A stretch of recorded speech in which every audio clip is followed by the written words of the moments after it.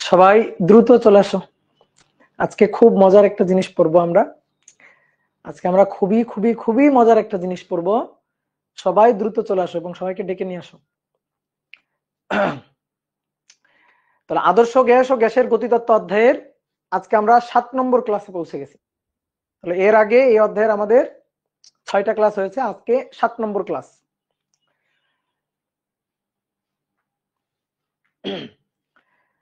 তো beginner two master academic সাইকেলের 10ম অধ্যায়ের আজকে 7 নম্বর ক্লাস। লাস্ট ক্লাস আজকে হবে না, আরো একটা কি দুটো ক্লাস লাগবে। তো আজকে আমরা আদর্শ গ্যাস ও গ্যাসের গতিতত্ত্ব অধ্যায়ের খুবই ইম্পর্টেন্ট একটা টপিক, আপেক্ষিক আর্দ্রতা ও শিশিরাঙ্ক, এই টপিকটা আমরা পড়বো আজকে। তো দ্রুত সবাই যুক্ত হয়ে যাও। বলো সবাই ভালো আছো, তাই তো? সবাই ভালো আছো কিনা বলো। ওকে, তাহলে চলো এবার আমরা পড়া শুরু করি। তাহলে আজকে আমরা আপেক্ষিক আর্দ্রতা এবং শিশিরাঙ্ক এই অধ্যায়ের সৃজনশীল প্রশ্নের জন্য খুবই ইম্পর্টেন্ট একটা টপিক। শুধু কেন সৃজনশীল প্রশ্ন, অ্যাডমিশন টেস্টও এখান থেকে প্রবলেম থাকে। তো এই প্রবলেমটা খুব ভালো করে বুঝবো।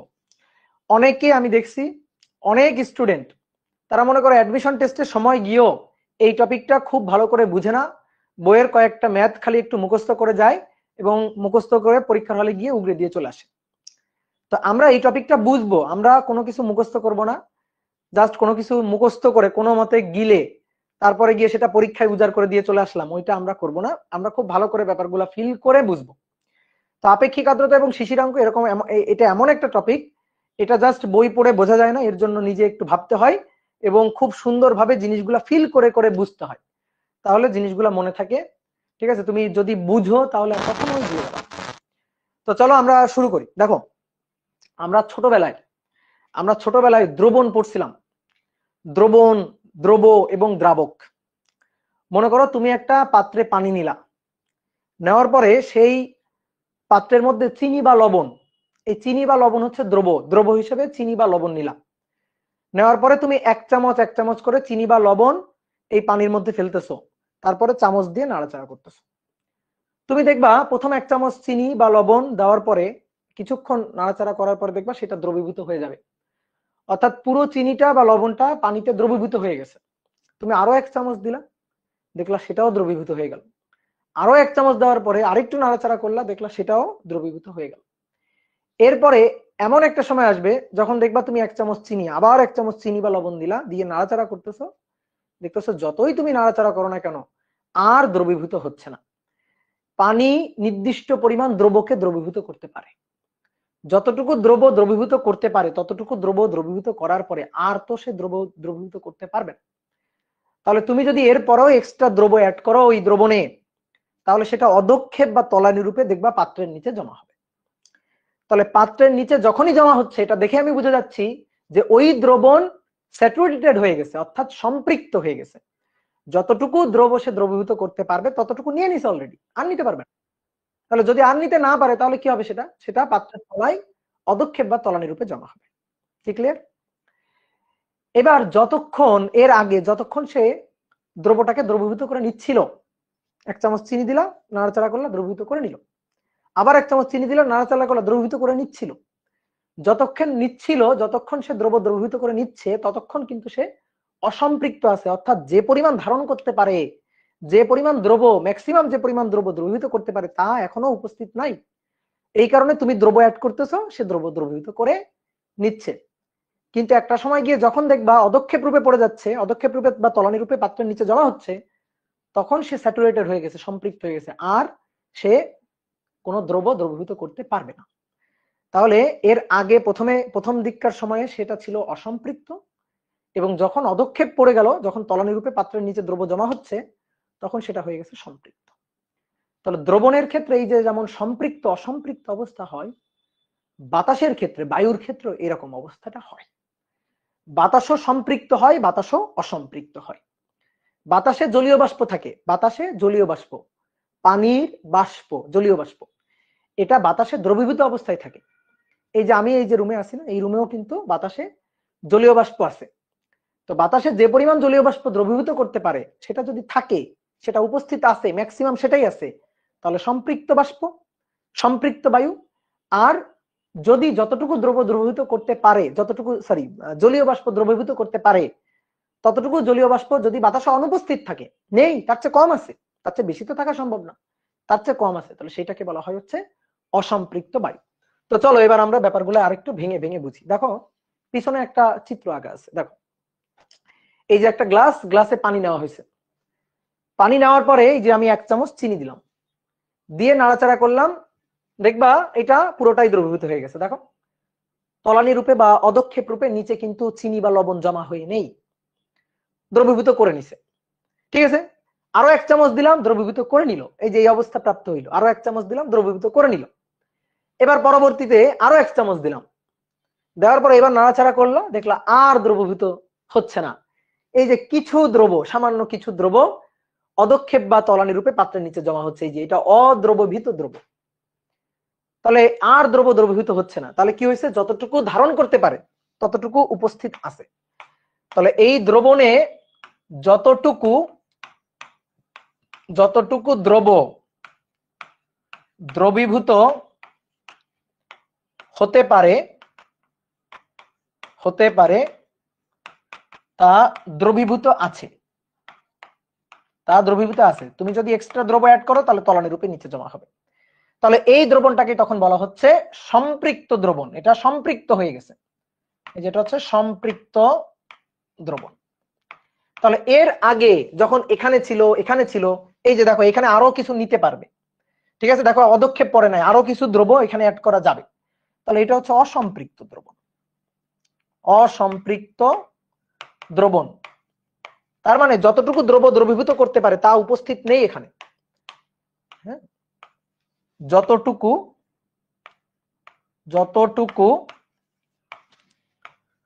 দ্রবীভূত করতে পারে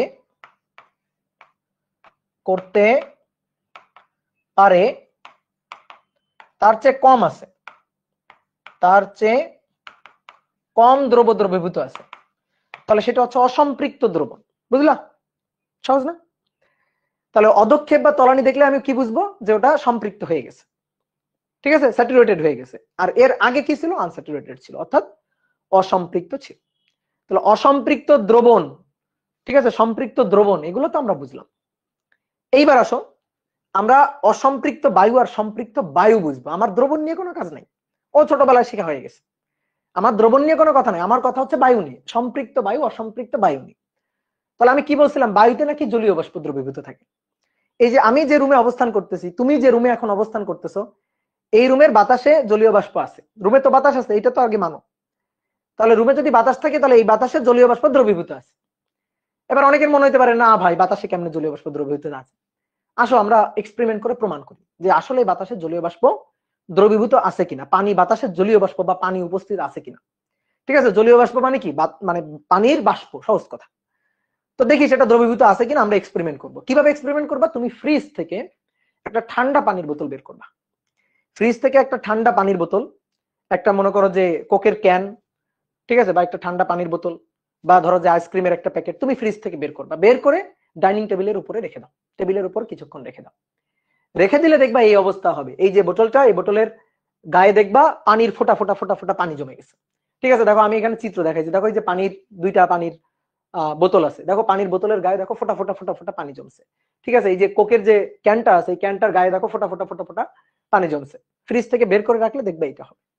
তো আমার প্রশ্ন হচ্ছে, এই যে তুমি ফ্রিজ থেকে বের করে রাখার পরে এই যে বোতলের গায়ে যে পানির ফোঁটা জমা হইলো, বিন্দু বিন্দু বিন্দু বিন্দু পানি জমা হইলো, বা অনেক সময় দেখবা অনেকক্ষণ ধরে রেখে দিলে দেখবা নিচে পানি জমে গেছে। ঠিক আছে, বোতলের নিচে দেখবা এরকম পানি জমে গেছে, নিচে অনেক পানি জমে গেছে। তো এই পানিটা আসলো কোত্থেকে? বোতলের ভেতর থেকে বাইরে চলে আসছে? না, বোতলের ভেতর থেকে বাইরে আসেনি। বোতলের ভেতর থেকে তো বাইরে আসতে পারবে না, এটা তো সম্ভব না, তাই না? তাহলে এই পানিটা আসলো কোত্থেকে? এই পানিটা আসলে বাতাস থেকে আসলো, অর্থাৎ বাতাসে জলীয় বাষ্প দ্রবীভূত অবস্থায় ছিল। এবার কি হয়েছে, যখন ওই বোতলের সংস্পর্শে, এই বোতলের সংস্পর্শে যখন বাতাস আসছে, এই যে বাতাস, আশেপাশের বাতাস যখন এই বোতলের সংস্পর্শে আসছে, তখন বাতাসে তো জলীয় বাষ্প আছে।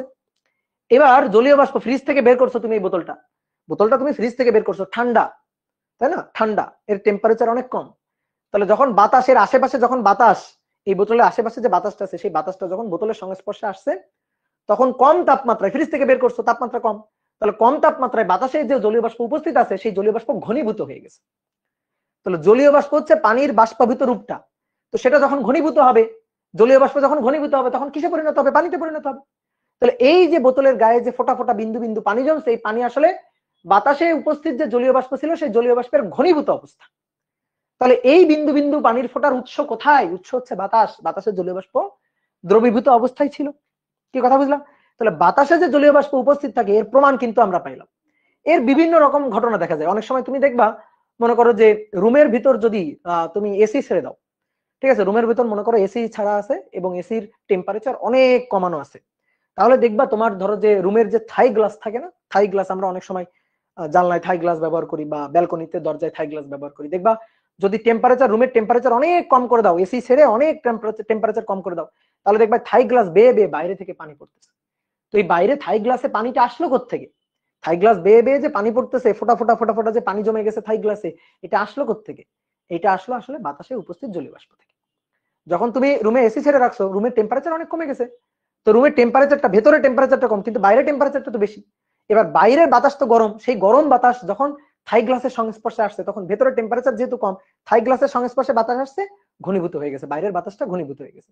তো বাইরের বাতাসে যে উপস্থিত জলীয় বাষ্প, সেটা যখন ঘনীভূত হয়ে যাবে, তখন সেটা পানিতে পরিণত হবে এবং সেই পানি ফোটা ফোটা হিসাবে থাই গ্লাসের গায়ে জমা হবে, বা যখন অনেক বেশি পানি হয়ে যাবে, তখন দেখবা থাই গ্লাস বেয়ে বেয়ে পানি পড়ছে। তাহলে পানির উৎসটা কোথায় বোঝা গেল? জলীয় বাষ্পের উৎসটা কোথায় বোঝা গেল? তাহলে বাতাসে জলীয় বাষ্প উপস্থিত থাকে, এটা আমরা বুঝলাম। এবার এই জলীয় বাষ্প সম্পৃক্ত অসম্পৃক্ত দুই ধরনের হইতে পারে। কোন নির্দিষ্ট আয়তনের বায়ুতে একটা নির্দিষ্ট পরিমাণ জলীয় বাষ্প ধারণ করতে পারে। তুমি চিন্তা করো তো, তুমি যে রুমে আসো, তুমি এখন যে রুমে অবস্থান করতেছো, সেই রুমের বায়ুতে ধরো যে একটা পুকুর আছে বা একটা দিঘি আছে, সেই দিঘির সমস্ত পানি বাষ্পভূত করে তুমি যে রুমে অবস্থান করতেছো, সেই রুমের বাতাসে রাখা সম্ভব? মনে করো বাতাসে তো জলীয় বাষ্প থাকে, আমরা বুঝলাম। তো একটা পুকুরের সমস্ত পানি, তুমি যে রুমে অবস্থান করতেছো, সেই রুমের বায়ুতে সেই সমস্ত পানি বাষ্পভূত করে রাখা কি সম্ভব? বলতো না, এটা কখনোই সম্ভব না। তাহলে বাতাসের একটা নির্দিষ্ট পরিমাণ জলীয় বাষ্প ধারণ করার ক্ষমতা আছে। ধরো এক গ্লাস পানি, সেই এক গ্লাস পানিতে তুমি মনে করো যে 1 প্যাকেট লবণ, 2 কেজি প্যাকেটের 1 প্যাকেট লবণ তুমি মনে করো 1 গ্লাস পানির মধ্যে ঢেলে দিলে, তাহলে বলতো কখনো এটা দ্রবীভূত করা সম্ভব? মাত্র 1 গ্লাস পানি, তার মধ্যে তুমি 2 কেজি লবণ ঢেলে দিছো বা 2 কেজি চিনি ঢেলে দিছো, তো এটা কি কোনোদিন দ্রবীভূত করবে? করবে না। তাহলে একটা নির্দিষ্ট পরিমাণ দ্রবণের একটা নির্দিষ্ট পরিমাণ দ্রব্য দ্রবীভূত করার ক্ষমতা থাকে। ঠিক তেমনি একটা নির্দিষ্ট পরিমাণ আয়তনের বায়ুতে একটা নির্দিষ্ট পরিমাণ জলীয় বাষ্প দ্রবীভূত থাকতে পারে। তুমি যে রুমে অবস্থান করতেছো, সেই রুমে, আমি যে রুমে অবস্থান করতেছি, সেই রুমের বায়ুতে একটা নির্দিষ্ট পরিমাণ জলীয় বাষ্প ধারণ করার ক্ষমতা আছে। তার তুলনায় যদি কম থাকে, তাহলে সেইটা অসম্পৃক্ত বায়ু। আর যদি তার তুলনায় বেশি, তো থাকা সম্ভব না, বেশি কখনোই থাকতে পারবে না। বেশি জলীয় বাষ্প কেমনে ধারণ করবে? যতটুকু ধারণ করা সম্ভব তার চেয়ে বেশি তো ধারণ করতে পারবে। তাহলে যতটুকু জলীয় বাষ্প ধারণ করতে পারবে কোনো নির্দিষ্ট আয়তনের বায়ু, ততটুকু জলীয় বাষ্প যদি উপস্থিত থাকে, তাহলে সেটাকে বলা হচ্ছে সম্পৃক্ত বায়ু। আর যদি উপস্থিত না থাকে, তাহলে সেটাকে বলা হচ্ছে অসম্পৃক্ত বায়ু। কি বুঝলাম? তা আমরা এখন সেই জিনিসটা বুঝতে চাই।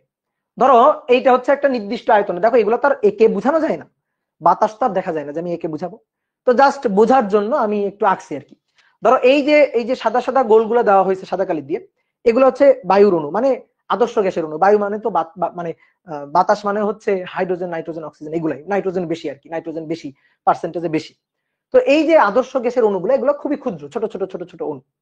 তো এই আদর্শ গ্যাসের অণুগুলো ধরো নির্দিষ্ট আয়তনের, বায়ু হচ্ছে এতটুকু, এই যে একটা আয়তন, এইটুকুতে এই যে কিছু পরিমাণ বাতাস আছে। এবার এই বাতাসে প্রথমে দেখো এখানে কোনো জলীয় বাষ্প নেই, এগুলো সবগুলো হচ্ছে বাতাসের অণু, ক্ষুদ্র ক্ষুদ্র ক্ষুদ্র কোনো আদর্শ গ্যাসের অণু, nitrogen gas, oxygen gas, hydrogen গ্যাসের অণু। তাহলে এটা হচ্ছে একেবারে মানে ড্রাই, একেবারে শুষ্ক বাতাস। ঠিক আছে, এখানে কোনো জলীয় বাষ্প নেই, একেবারে শুষ্ক বাতাস। দেখো জলীয় বাষ্পের কোনো কণা নাই, এটা হচ্ছে শুষ্ক বাতাস। তাহলে এই যে এই সিম্বলটা দিয়ে আমি হচ্ছে বাতাস বা আদর্শ গ্যাসের অণু দেখাচ্ছি, বাতাস বা আদর্শ গ্যাস অণু। আর জলীয় বাষ্প, জলীয় বাষ্প মানে H2O। ঠিক আছে, জলীয় বাষ্প, জলীয় বাষ্পের অণুগুলা আদর্শ গ্যাসের অণুর তুলনায় অনেক বড় বড়, এই যে এরকম। জলীয় বাষ্প H2O কিন্তু আদর্শ গ্যাস না। ঠিক আছে, আদর্শ গ্যাস মানে বাতাস, বাতাসের মধ্যে জলীয় বাষ্পের অণু। তো জলীয় বাষ্পের অণুগুলা কিন্তু বড় বড়। তো জলীয় বাষ্পের অণু, এটা হচ্ছে জলীয় বাষ্পের অণু, জলীয় বাষ্প অণু, এগুলো আকার একটু বড়। তো দেখো এখানে কোনো জলীয় বাষ্পের অণু নাই, এই যে এই সিম্বলটা দিয়ে আমি জলীয় বাষ্পের অণু বোঝাচ্ছি, এখানে কোনো জলীয় বাষ্পের অণু নাই। তাহলে বাতাসটা 100% শুষ্ক বাতাস, এই বাতাসে কোনো জলীয় বাষ্প নাই, জলীয় বাষ্প উপস্থিত নাই। এইবার আসো, এই বাতাসের তো নির্দিষ্ট পরিমাণ জলীয় বাষ্প ধারণ করার ক্ষমতা আছে। তো এইবার দেখো বাতাসে কিছু পরিমাণ জলীয় বাষ্প, ধরো যে পুকুর, দিঘি, সমুদ্র, তার পানি বাষ্পভূত হয়ে এই যে বাতাসের মধ্যে ঢুকে গেছে। তাহলে এই যে নির্দিষ্ট আয়তনের বায়ু, এই নির্দিষ্ট আয়তনের বায়ু দেখো কিছু পরিমাণ জলীয় বাষ্প ধারণ করে রাখছে। এই যে জলীয় বাষ্পের অণুগুলা আছে, এই যে বাতাসের অণু বা আদর্শ গ্যাসের অণুগুলোর মধ্যে দেখো কিছু জলীয় বাষ্পের অণু আছে। এখন কথা হচ্ছে কি, যতটুকু ধারণ করতে পারে ততটুকু কি আছে? উত্তর হচ্ছে না, আরো ধারণ করতে পারে, কিন্তু তার তুলনায় কম আছে। আরো ধারণ করা সম্ভব, এখানে আরো ধারণ করা সম্ভব। এই যে এখানে দেখো, এখানে আর একটা অণু রাখা সম্ভব, এখানে আর একটা জলীয় বাষ্পের অণু রাখা সম্ভব, এখানে একটা জলীয় বাষ্পের অণু রাখা সম্ভব, এখানে একটা জলীয় বাষ্পের অণু রাখা সম্ভব। তো যতটুকু ধারণ করতে পারে ততটুকু কিন্তু নাই, তাহলে তার তুলনায় কি আছে? কম আছে। তাহলে যদি তার তুলনায় কম থাকে, ম্যাক্সিমাম ধারণ ক্ষমতার যদি কম থাকে, তাহলে সেটা হচ্ছে অসম্পৃক্ত বায়ু। অসম্পৃক্ত, এখনো সম্পৃক্ত হয়নি, স্যাচুরেটেড হয়নি, তাহলে এটা হচ্ছে অসম্পৃক্ত বায়ু বা অসম্পৃক্ত বাতাস। এইবার আসো দেখো, যতটুকু জলীয় বাষ্প ধারণ করতে পারে, এই চিত্রে দেখো মানে কোনো মতে আমি বোঝানোর ট্রাই করছি যে যতটুকু জলীয় বাষ্প ধারণ করতে পারে দেখো ততটুকু জলীয় বাষ্প আছে। আর তেমন কোনো ফাঁকা জায়গা নাই যেখানে জলীয় বাষ্পের অণু ঢুকে থাকতে পারবে। তাহলে জলীয় বাষ্পের অণু যতটুকু রাখা সম্ভব, দেখো যতটুকু রাখা সম্ভব ততটুকু জলীয় বাষ্পের অণু আছে। কি ক্লিয়ার? তাহলে যতটুকু রাখা সম্ভব ততটুকু জলীয় বাষ্পের অণু যদি উপস্থিত থাকে, এর চেয়ে বেশি আর রাখা সম্ভব না, ম্যাক্সিমাম যতটুকু রাখা সম্ভব ততটুকু উপস্থিত আছে। তাহলে এটাকে বলা হচ্ছে সম্পৃক্ত বায়ু, এটাকে বলা হচ্ছে সম্পৃক্ত বায়ু। এই যে বায়ুটা এখন সম্পৃক্ত হয়ে গেছে, ঠিক আছে, বায়ুটা এখন কেমন হয়ে গেছে? সম্পৃক্ত হয়ে গেছে। তো অসম্পৃক্ত বায়ু এটা, আর সম্পৃক্ত বায়ু এটা। এইবার আসো দেখো, আমি উপরে আরেকটা জিনিস লিখছিলাম যে অসম্পৃক্ত এবং সম্পৃক্ত বায়ু ও বাষ্পচাপ। দেখো তুমি বলো তো, বাতাসের তো একটা চাপ আছে, বায়ুমণ্ডলের চাপ, আমরা বলি না বাতাসের চাপ। তো শুষ্ক অবস্থায় বাতাসের চাপ বেশি, নাকি অসম্পৃক্ত অবস্থায় বাতাসের চাপ বেশি, নাকি সম্পৃক্ত অবস্থায় বাতাসের চাপটা বেশি? একটু বুদ্ধি খাটায় বলো তো। দেখো এখানে শুষ্ক বায়ুর চাপ, বাতাসে কোনো জলীয় বাষ্প নেই, তাহলে শুষ্ক বায়ুর চাপ দ্যাট মিনস শুধু বায়ুর চাপ। এখানে শুষ্ক বায়ুর চাপ দ্যাট মিনস শুধু বায়ুর চাপ, পি অ্যাটমসফিয়ারিক প্রেসার, শুধু বায়ুর চাপ। ঠিক আছে, শুধু বায়ুর চাপ, শুষ্ক বায়ুর চাপ, শুধু বায়ুর চাপ, শুধু বায়ুর চাপ। কিন্তু যখন বাতাসে জলীয় বাষ্প উপস্থিত থাকবে তখন বায়ুর চাপ কিন্তু শুধু শুষ্ক বায়ুর চাপ না, কারণ বাতাসে আরো জলীয় বাষ্প আছে। তাহলে বাতাস এখন আগের চেয়ে বেশি ভারী, তাহলে চাপ আরো বেশি, প্রেসার আরো বেশি, চাপের পরিমাণ আরো বেড়ে গেছে।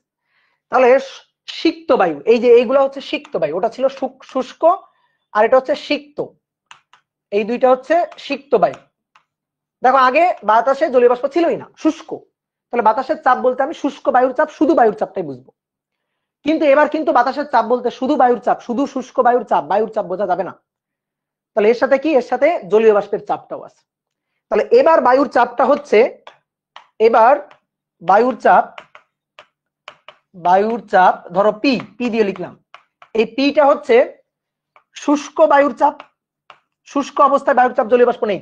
ধরো এই যে বাতাসের জলীয় বাষ্পের যে কণাগুলো আছে, কণাগুলো নাই, তাহলে কণাগুলো বাদ দিয়ে, তাহলে শুষ্ক বায়ুর চাপ, শুষ্ক বায়ুর চাপ প্লাস হচ্ছে আলাদা করে জলীয় বাষ্পের চাপ। আলাদা করে জলীয় বাষ্পের চাপ। তো শুষ্ক বায়ুর চাপ, এটাকে আমি পি নট বা পি অ্যাটমসফেরিক প্রেসার PATM দিলাম। আর জলীয় বাষ্পের চাপ, জলীয় বাষ্প উপস্থিত থাকলে যে চাপটা, সেটা জলীয় বাষ্পের চাপ। এটা শুধুমাত্র জলীয় বাষ্পের চাপ। তাহলে জলীয় বাষ্পের যে চাপটা, সেটাকে আমরা ছোট হাতের এফ দিয়ে লিখলাম, বা বড় হাতের এফ দিয়েও চাইলে লিখতে পারি। তাহলে অতএব পি ইকুয়াল টু, বায়ুর চাপ এখন P equal to P atmospheric pressure plus হচ্ছে এফ। ঠিক আছে, এটা হচ্ছে এখন বায়ুর চাপ। তাহলে এখন বায়ুর চাপ হচ্ছে শুষ্ক বায়ুর চাপ প্লাস জলীয় বাষ্পের চাপ। এইবার তুমি বলো তো, বাতাসে যদি জলীয় বাষ্প বেশি থাকে, এটা তো পি অ্যাটমসফেরিক প্রেসার, এটা তো কমন।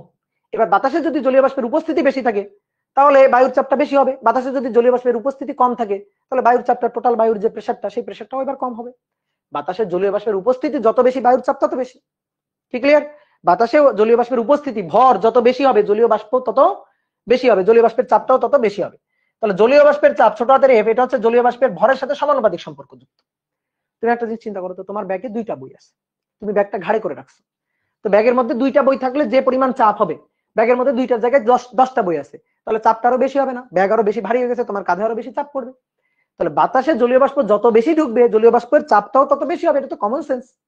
দেখো, এই অবস্থায় চাপটা কম, এই অবস্থায় চাপটা বেশি, কারণ এখানে জলীয় বাষ্প যতটুকু আছে, তার চেয়ে এখানে জলীয় বাষ্প আরো বেশি আছে। তাহলে তুমি এবার বলো তো, সম্পৃক্ত বায়ুর চাপটা বেশি নাকি অসম্পৃক্ত বায়ুর চাপটা বেশি? বলো, বুঝো বলো। সম্পৃক্ত বায়ুর চাপটাই হচ্ছে সবচেয়ে বেশি। আর এর আগে তো অসম্পৃক্ত অবস্থা ছিল, মানে যা ধারণ করতে পারে তার তুলনায় কম ছিল, তাহলে জলীয় বাষ্পের চাপটাও কম হবে। তাহলে জলীয় বাষ্পের পরিমাণ যত বায়ুতে বাড়বে, জলীয় বাষ্পের চাপটাও তত বাড়বে। তো সম্পৃক্ত অবস্থায় জলীয় বাষ্পের পরিমাণ তো ম্যাক্সিমাম, তাহলে ওই অবস্থায় চাপটাও হবে ম্যাক্সিমাম। কি ক্লিয়ার? তাহলে এইবার আসো, সম্পৃক্ত আর অসম্পৃক্ত বাষ্পচাপ কাকে বলে? সহজ কথা, সম্পৃক্ত বায়ু যে পরিমাণ চাপ দেয়, সেটা হচ্ছে, যে পরিমাণ বায়ুমণ্ডলীয় চাপ প্রয়োগ করে, সেটাই হচ্ছে সম্পৃক্ত বাষ্পচাপ। আর অসম্পৃক্ত বায়ু যে পরিমাণ চাপ দেয়, সেটা হচ্ছে অসম্পৃক্ত বাষ্পচাপ। খুব সহজ কথা। তাহলে আমরা এখান থেকে 4টা ডেফিনেশন শিখলাম, কিন্তু 4টা ডেফিনেশন। সম্পৃক্ত বায়ু কাকে বলে, অসম্পৃক্ত বায়ু কাকে বলে, সম্পৃক্ত বাষ্পচাপ কাকে বলে, অসম্পৃক্ত বাষ্পচাপ কাকে বলে। কোন নির্দিষ্ট আয়তনের বায়ুতে যে পরিমাণ জলীয় বাষ্প দ্রবীভূত রাখা সম্ভব, সেই পরিমাণ জলীয় বাষ্প যদি উপস্থিত থাকে, তাহলে সেটাকে সম্পৃক্ত বায়ু বলে। আর সম্পৃক্ত বায়ু যে চাপ দেয়, সেটাই হচ্ছে সম্পৃক্ত বাষ্পচাপ। কোন নির্দিষ্ট আয়তনের বায়ুতে যে পরিমাণ জলীয় বাষ্প উপস্থিত থাকতে পারে, তার তুলনায় যদি কম থাকে, তাহলে সেই বায়ুকে অসম্পৃক্ত বায়ু বলে। আর অসম্পৃক্ত বায়ু যে চাপ দেয়, সেটাকে বলা হয় অসম্পৃক্ত বাষ্পচাপ। কি ক্লিয়ার?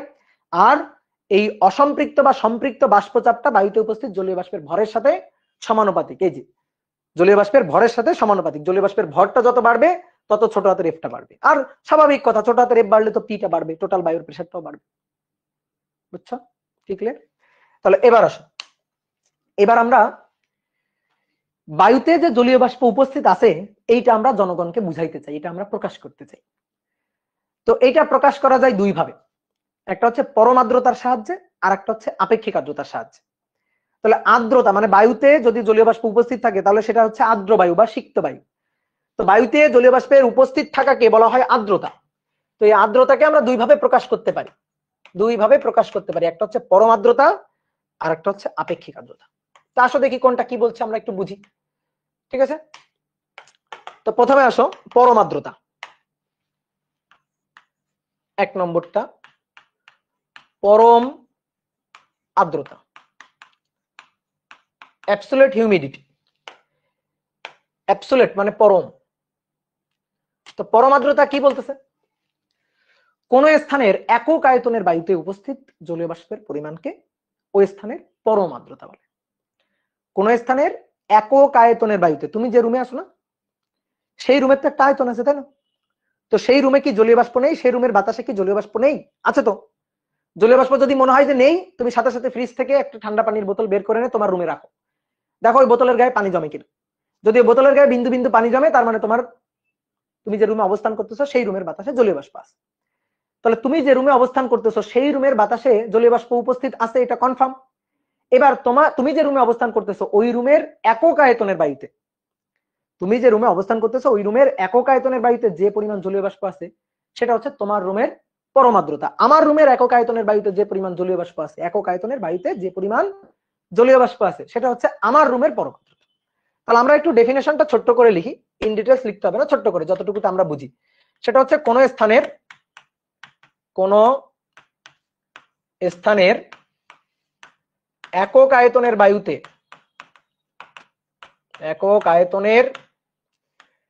বায়ুতে উপস্থিত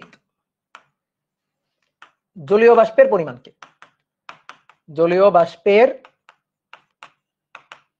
বাষ্পের পরিমাণকে পরম আর্দ্রতা বলে। পরিমাণকে ডট ডট ডট ডট লিখে নিও, হ্যাঁ, পরম আর্দ্রতা বলে। বলতো পরম আর্দ্রতার একক কি হবে?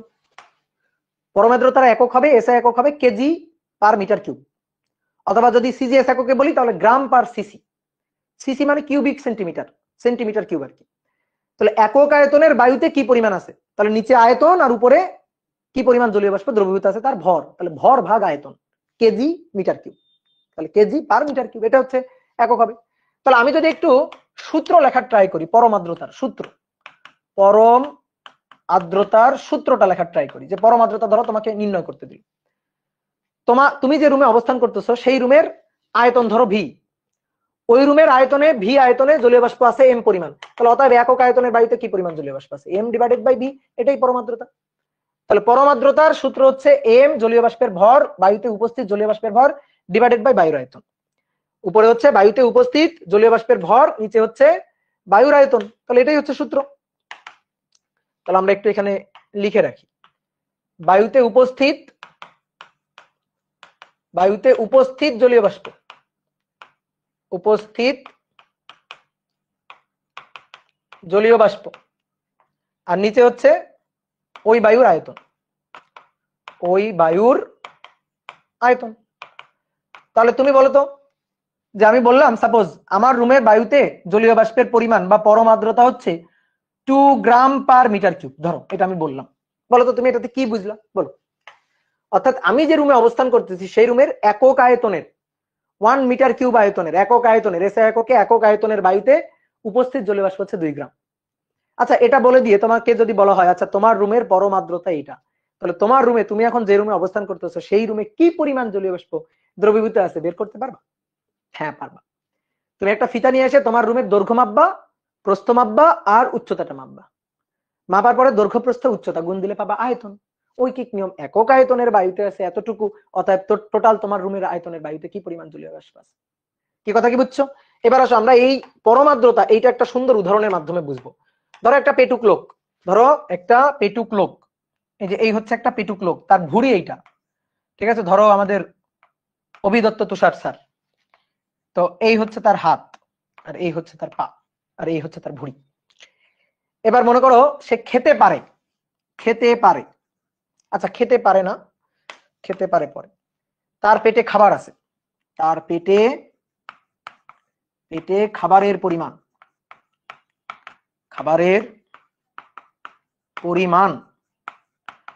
2 কেজি পার মিটার কিউব। বলো কি বুঝলা? 2 কেজি পার মিটার কিউব, কি বুঝলা? তার পেটে খাবারের পরিমাণ 2 কেজি পার মিটার কিউব, তার মানে তার ভুঁড়ির যে আয়তন, বুঝছো, তার ভুঁড়ির যে আয়তন, সেই আয়তনের প্রতি একক আয়তনে 2 কেজি করে খাবার আছে, 2 কেজি করে খাবার। আচ্ছা বলো তো, এটা দিয়ে তুমি কি বুঝলা যে তোমার অভিদাতার পেট 100% ভরা নাকি খালি? এটা কি তুমি বুঝলা? তার পেটে খাবার আছে একক আয়তনে 1 মিটার কিউব আয়তনে 2 কেজি করে, মাত্র 2 কেজি করে। একক আয়তনের বায়ুতে 2 কেজি করে জলীয় বাষ্প আছে, একক আয়তনের ভুঁড়িতে 2 কেজি করে খাবার আছে। তো এটা দিয়ে কি তুমি বুঝলা যে অভিদাতার ভুঁড়িটা 100% ভরা নাকি খালি? এটা কি বুঝলা?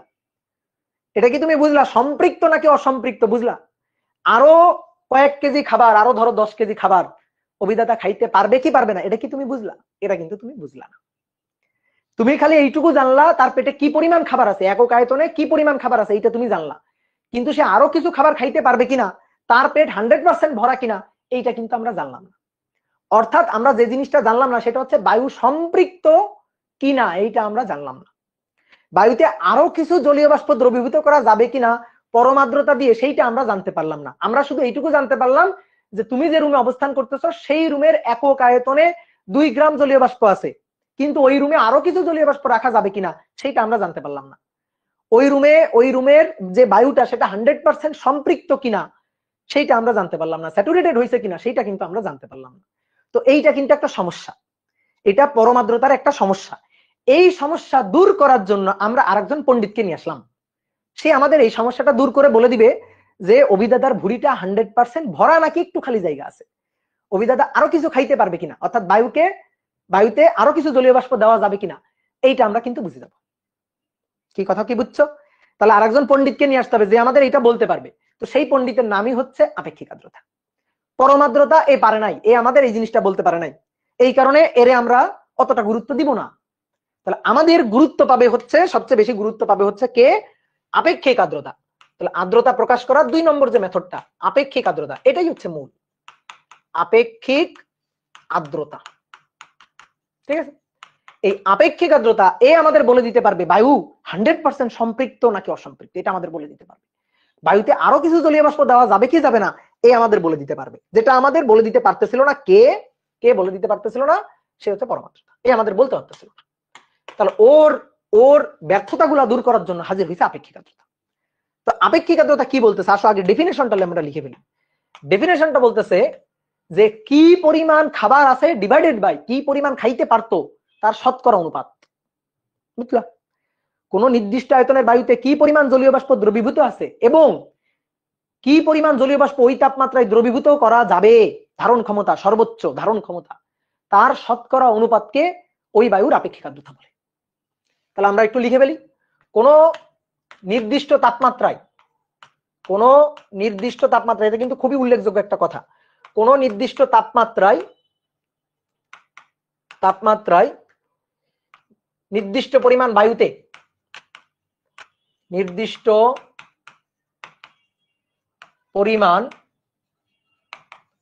বায়ুতে উপস্থিত জলীয় বাষ্পের ভর,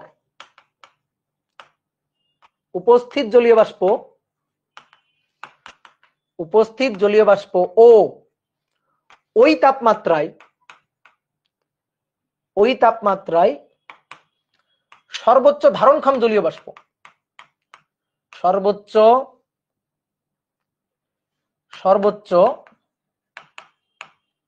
ধারণক্ষম জলীয় বাষ্পের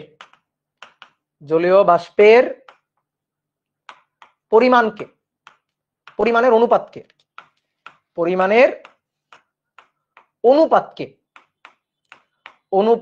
আপেক্ষিক আর্দ্রতা বলে। বুঝছো? তার মানে কি দাঁড়াইলো, কি পরিমাণ খাইলাম ডিভাইডেড বাই কি পরিমাণ খাইতে পারলাম তার শতকরা অনুপাত। যেমন আমি বললাম কোন স্থানের আপেক্ষিক আর্দ্রতা, বায়ুর আপেক্ষিক আর্দ্রতা 80%, মানে কি বায়ুর আপেক্ষিক আর্দ্রতাকে আর দিয়ে প্রকাশ করা হয়। বুঝছো? আর 80%, এই কথার অর্থটা কি? অর্থ হচ্ছে কোন নির্দিষ্ট আয়তনের বায়ুতে যে পরিমাণ জলীয় বাষ্প ধারণ করা সম্ভব তার 80% আছে, 20% এখনো ফাঁকা। তার মানে বায়ু এখনো 100% সম্পৃক্ত হয়নি, সম্পৃক্ততার লেভেল এসে 80%, এখনো 20% অসম্পৃক্ত আছে। ঠিক আছে, ফাঁকা আছে। তাহলে বায়ু সম্পৃক্ত নাকি অসম্পৃক্ত এইটা কিন্তু আমরা বুঝতে পারলাম, যেটা আগে আমরা বুঝতে পারতেছিলাম না সেইটা কিন্তু এখন বুঝতে পারলাম। আসো আমরা আর একটু উদাহরণটাকে ভেঙে লিখি। এই যে আমরা একটু আগে যে উদাহরণটা শিখলাম, এই যে এই হচ্ছে ভুঁড়ি, ঠিক আছে, এটা মাথা, 2টা চোখ, একটা নাক, একটা মুখ, 2টা হাত আর 2টা পা। ঠিক আছে, এবার এই যে লোকটা এ খাইতে পারে, ঠিক আছে, খেয়েছে আর খেতে পারে। ধরো খেয়েছে 8 কেজি খাবার, কিন্তু খেতে পারে 10 কেজি খাবার। যে খেতে পারে কতটুকু? খেতে পারে 10 কেজি। এবার তাকে জিজ্ঞেস করো তার পেট কত পার্সেন্ট ভরছে। তার পেট যত পার্সেন্ট ভরছে সেটাই হচ্ছে তার আপেক্ষিক আর্দ্রতা। তাহলে আপেক্ষিক আর্দ্রতা আর এটা সমান সমান, দেখো কি লিখছি, কোন নির্দিষ্ট আয়তনের, কোন নির্দিষ্ট তাপমাত্রায় নির্দিষ্ট আয়তনের বায়ুতে উপস্থিত জলীয় বাষ্পের চাপ, উপস্থিত জলীয় বাষ্পের ভর ও ওই তাপমাত্রায় সর্বোচ্চ ধারণক্ষম জলীয় বাষ্পের ভরের অনুপাতকে। তাহলে উপরের ওই বাংলা কঠিন কথাবার্তা বাদ দাও। নির্দিষ্ট আয়তনের বায়ুতে, নির্দিষ্ট তাপমাত্রায় নির্দিষ্ট আয়তনের বায়ুতে উপস্থিত জলীয় বাষ্পের ভর এবং সর্বোচ্চ ধারণক্ষম জলীয় বাষ্পের ভরের শতকরা অনুপাত একেই বলা হয় আপেক্ষিক আর্দ্রতা। 80%। নির্দিষ্ট আয়তনের ভুঁড়িতে উপস্থিত খাবার এবং খাইতে পারে যতটুকু খাবার তার শতকরা অনুপাতকে ওই ভুঁড়ির আপেক্ষিক আর্দ্রতা বলে। বুঝলা? ঠিক আছে, তাহলে একই রকম জিনিস না? তাহলে এইভাবে বুঝতে হবে, এই যে ভুঁড়িতে খাবার, এবার দেখো যে এই ভুঁড়িটা ফাঁকা আছে কিনা এইটা আমরা কিন্তু এবার জানতে পারলাম, যেটা আগে জানতে পারতেছিলাম না। তাহলে ভুঁড়িতে কি পরিমাণ খাবার আছে এইটা আমরা দুইভাবে বলতে পারি, এক পরম আর্দ্রতার সাহায্যে, আর একটা হচ্ছে আপেক্ষিক আর্দ্রতার সাহায্যে। অর্থাৎ বায়ুতে কি পরিমাণ জলীয় বাষ্প আছে সেটা আমরা দুইভাবে বলতে পারি, এক পরম আর্দ্রতার সাহায্যে আর দুই আপেক্ষিক আর্দ্রতার সাহায্যে। তাহলে পরম আর্দ্রতার সাহায্যে এটা জানা যায় একক আয়তনে কি পরিমাণ আছে, কিন্তু আপেক্ষিক আর্দ্রতার সাহায্যে এটা জানা যায় যে কতটুকু রাখতে পারতো আর কতটুকু আছে তার শতকরা অনুপাত।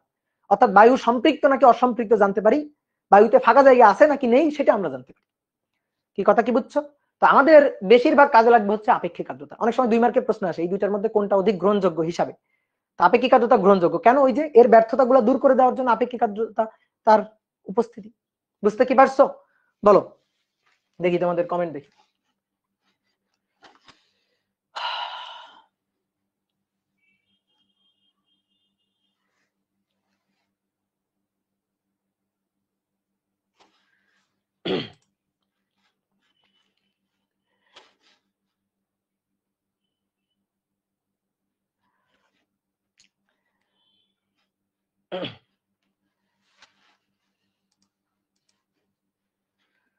ওকে,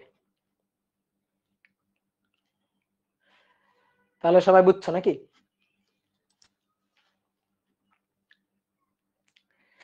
এই অভিদাদারা আবার বইলো টইলো না, বুঝছো? অভিদাদা কিন্তু তাইলে আমরা ধরবে।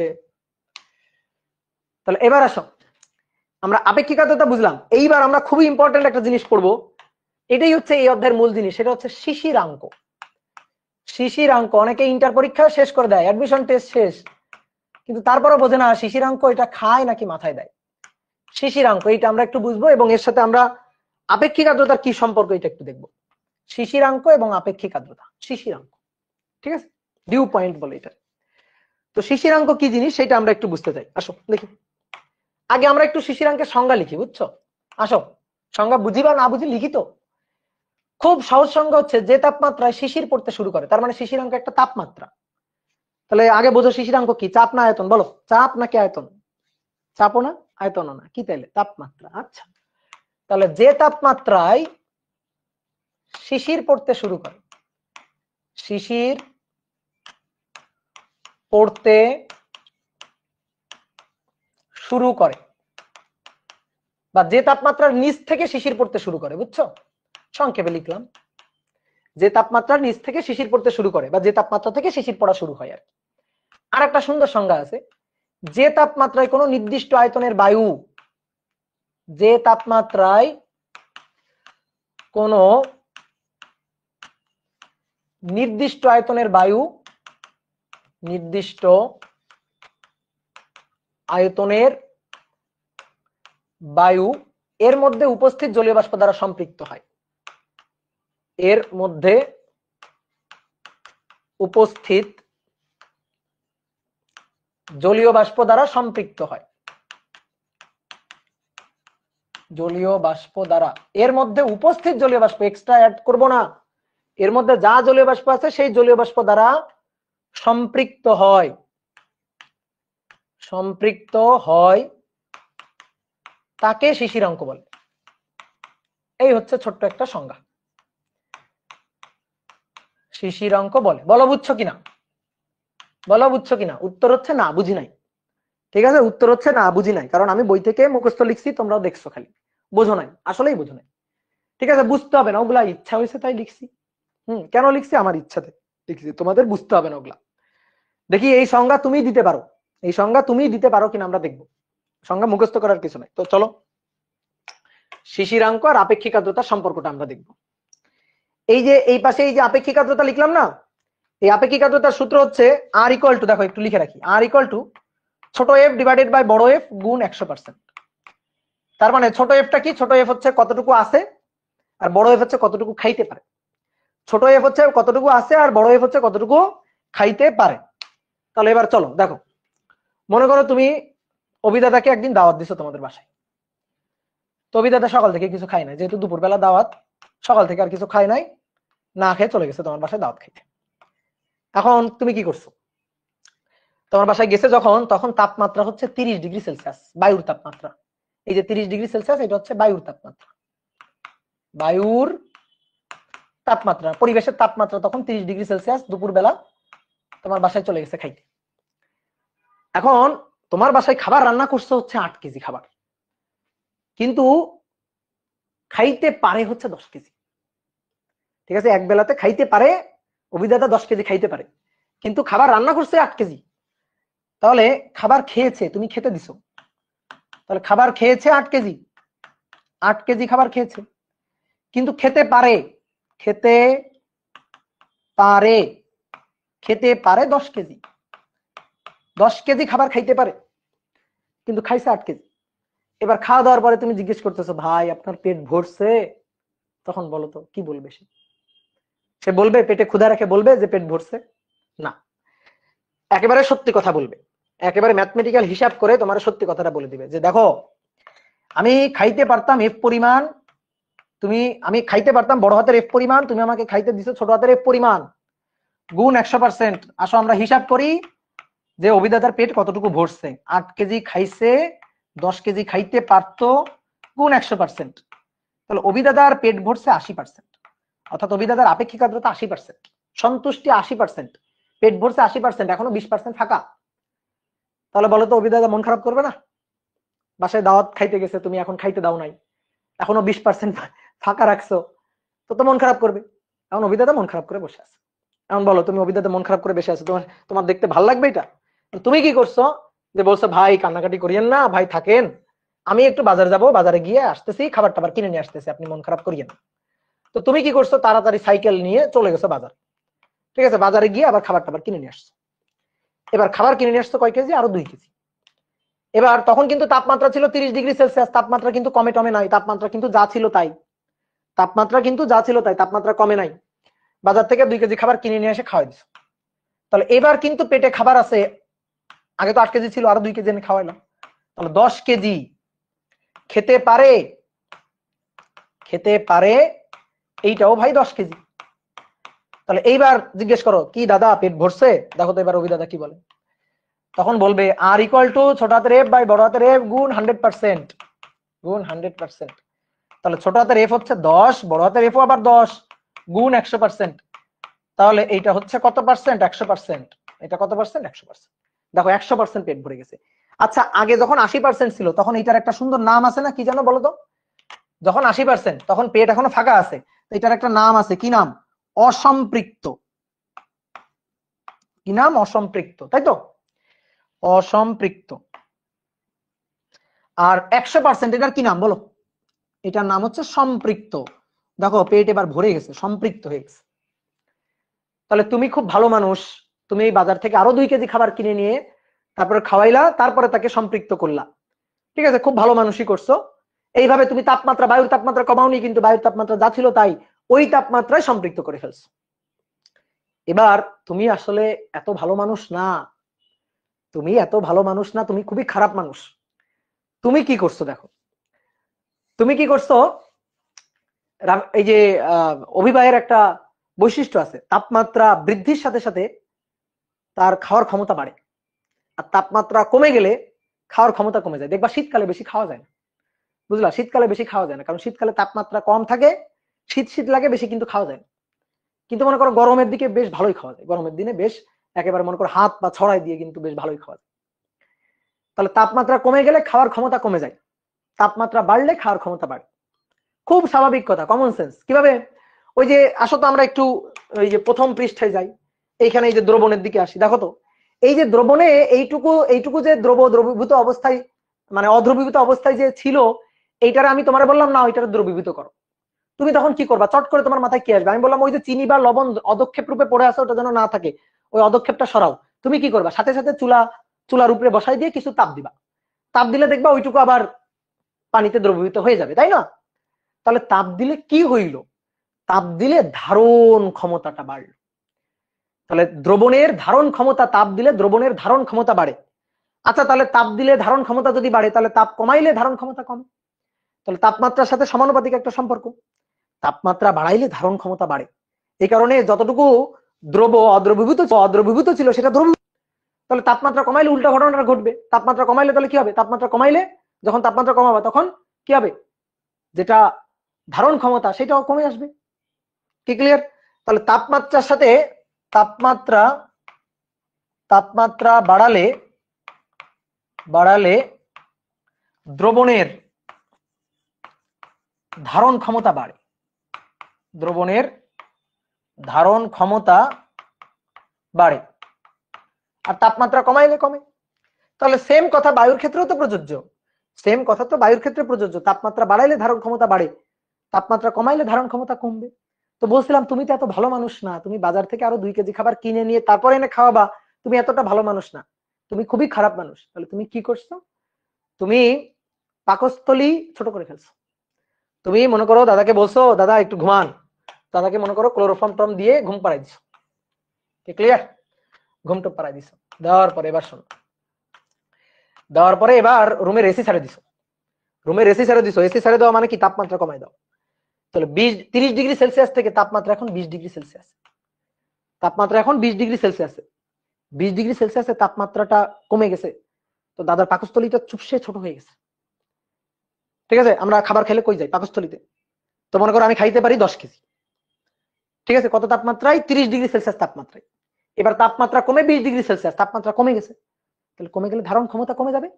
অর্থাৎ ওই যে পাকস্থলীর যে ফাঁকা জায়গাটা, 2 কেজি কিন্তু ফাঁকা জায়গা আছে, 8 কেজি খাওয়ার পর আরো 2 কেজি ফাঁকা জায়গা আছে। ওই ফাঁকা জায়গাটা আলটিমেটলি কি করছো জানো?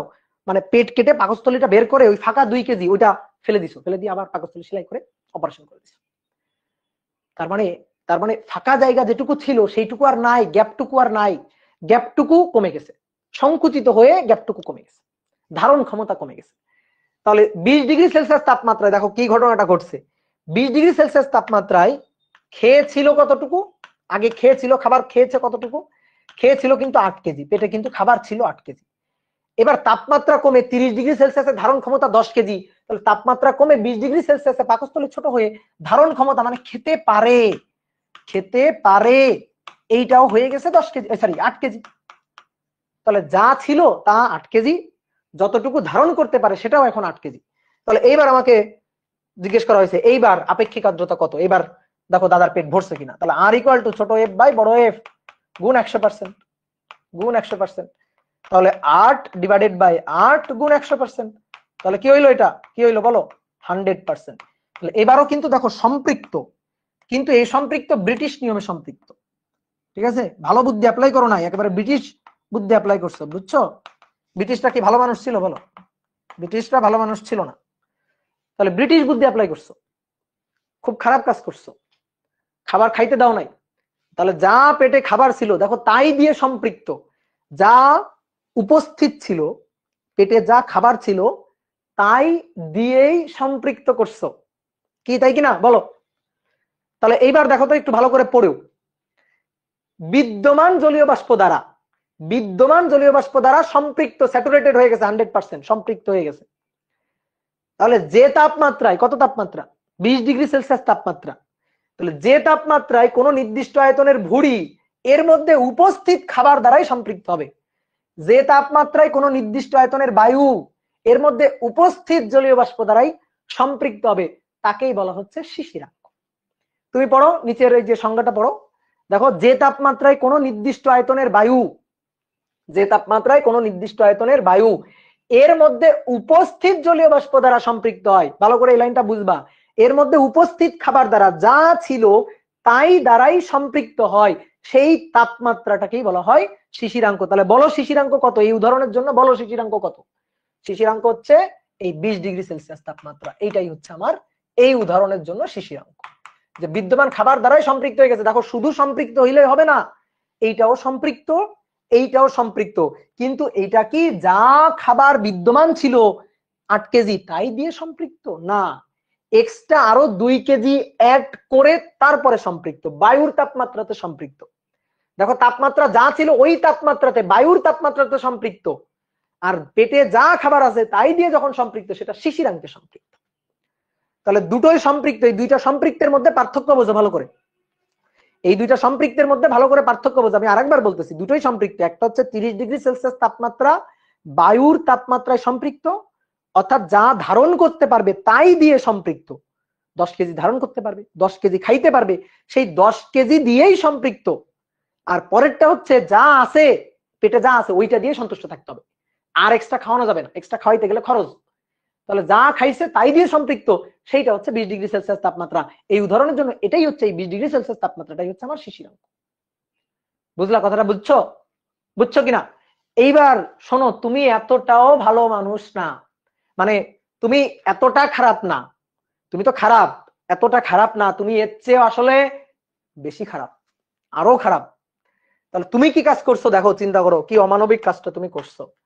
তুমি ভাবতেছো তাপমাত্রা কমাইলে তো ধারণ ক্ষমতা কমে, তাপমাত্রা কমাইলে ধারণ ক্ষমতা কমে।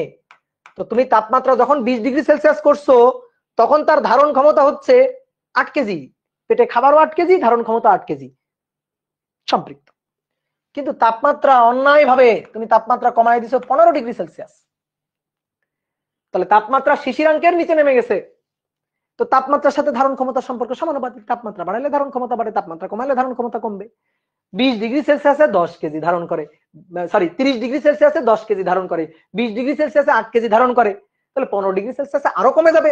তো 15 ডিগ্রি সেলসিয়াসে খেতে পারে, খেতে পারে, এই খেতে পারে হচ্ছে ধরো 6 কেজি, ধরো 6 কেজি খেতে পারে, ঠিক আছে। কিন্তু ভাইয়া পেটে খাবার ছিল কতটুকু, খেয়েছিল কতটুকু, খেয়েছিল তো 8 কেজি, পেটে খাবার 6 কেজি, কিন্তু খেয়েছিল কতটুকু, খেয়েছিল তো 8 কেজি। তাহলে চিন্তা করো তো, যা পেটে খাবার আছে ধারণ ক্ষমতা পেটে বিদ্যমান খাবারের চেয়েও কমে গেছে, এটা কেমন কথা? ধারণ ক্ষমতা বিদ্যমান বিদ্যমান যা ছিল তার চেয়েও কম হয়ে গেছে। তাহলে এবার কি ঘটনা ঘটছে? পেটে খাবার খাইতে পারে 6 কেজি, পেটে খাবারও থাকবে তাহলে 6 কেজি, 6 কেজির বেশি তো থাকা সম্ভব না।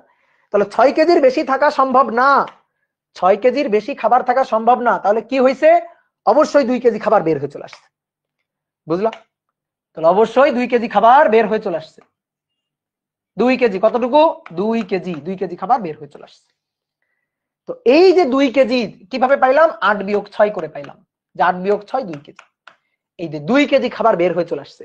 তো চিন্তা করো, এটা হচ্ছে বায়ু, নির্দিষ্ট আয়তনের বায়ু, এই বায়ুতে জলীয় বাষ্প ধারণ করে রাখছে অলরেডি 8 কেজি, কিন্তু ধারণ ক্ষমতা এখন 6 কেজি। তাহলে কোনোদিন 8 কেজি থাকতে পারবে না, 6 কেজি থাকবে। 8 কেজি কেমনে থাকবে? তাহলে 6 কেজি রাখবে, তাহলে বাকি 2 কেজি কি হবে? ওই বাকি 2 কেজি হচ্ছে শিশির, যেটা আমরা শীতকালে ঘাসের উপর কুয়াশা বা শিশির হিসেবে দেখতে পাবো। তাহলে বায়ু কি করবে? এবার যে জলীয় বাষ্প দ্রবীভূত করে রাখছে, ওই জলীয় বাষ্প এবার পরিবেশে ছাড়া শুরু করবে। যখন পরিবেশে এটা ছাড়বে, সেটা আমরা কি হিসাবে দেখতে পাবো? শিশির হিসাবে। এটা কি? এই যে 2 কেজি কি ফেললো, 2 কেজি কি পড়লো? শিশির। বুঝছো? তাহলে এই 2 কেজি কি? শিশির। তাহলে এবার একটা গান লিখো, লিখে রেখো, 1 ফোঁটা দিলেম শিশির। বুঝছো? বুঝছো কিভাবে শিশির পড়ে? লিখে রেখো 1 ফোঁটা দিলেম শিশির। এর আগের লাইনটা কি ভুলে গেছি আমি। তাহলে এই যে শিশির বা বায়ুতে উপস্থিত জলীয় বাষ্প ঘনীভূত হবে।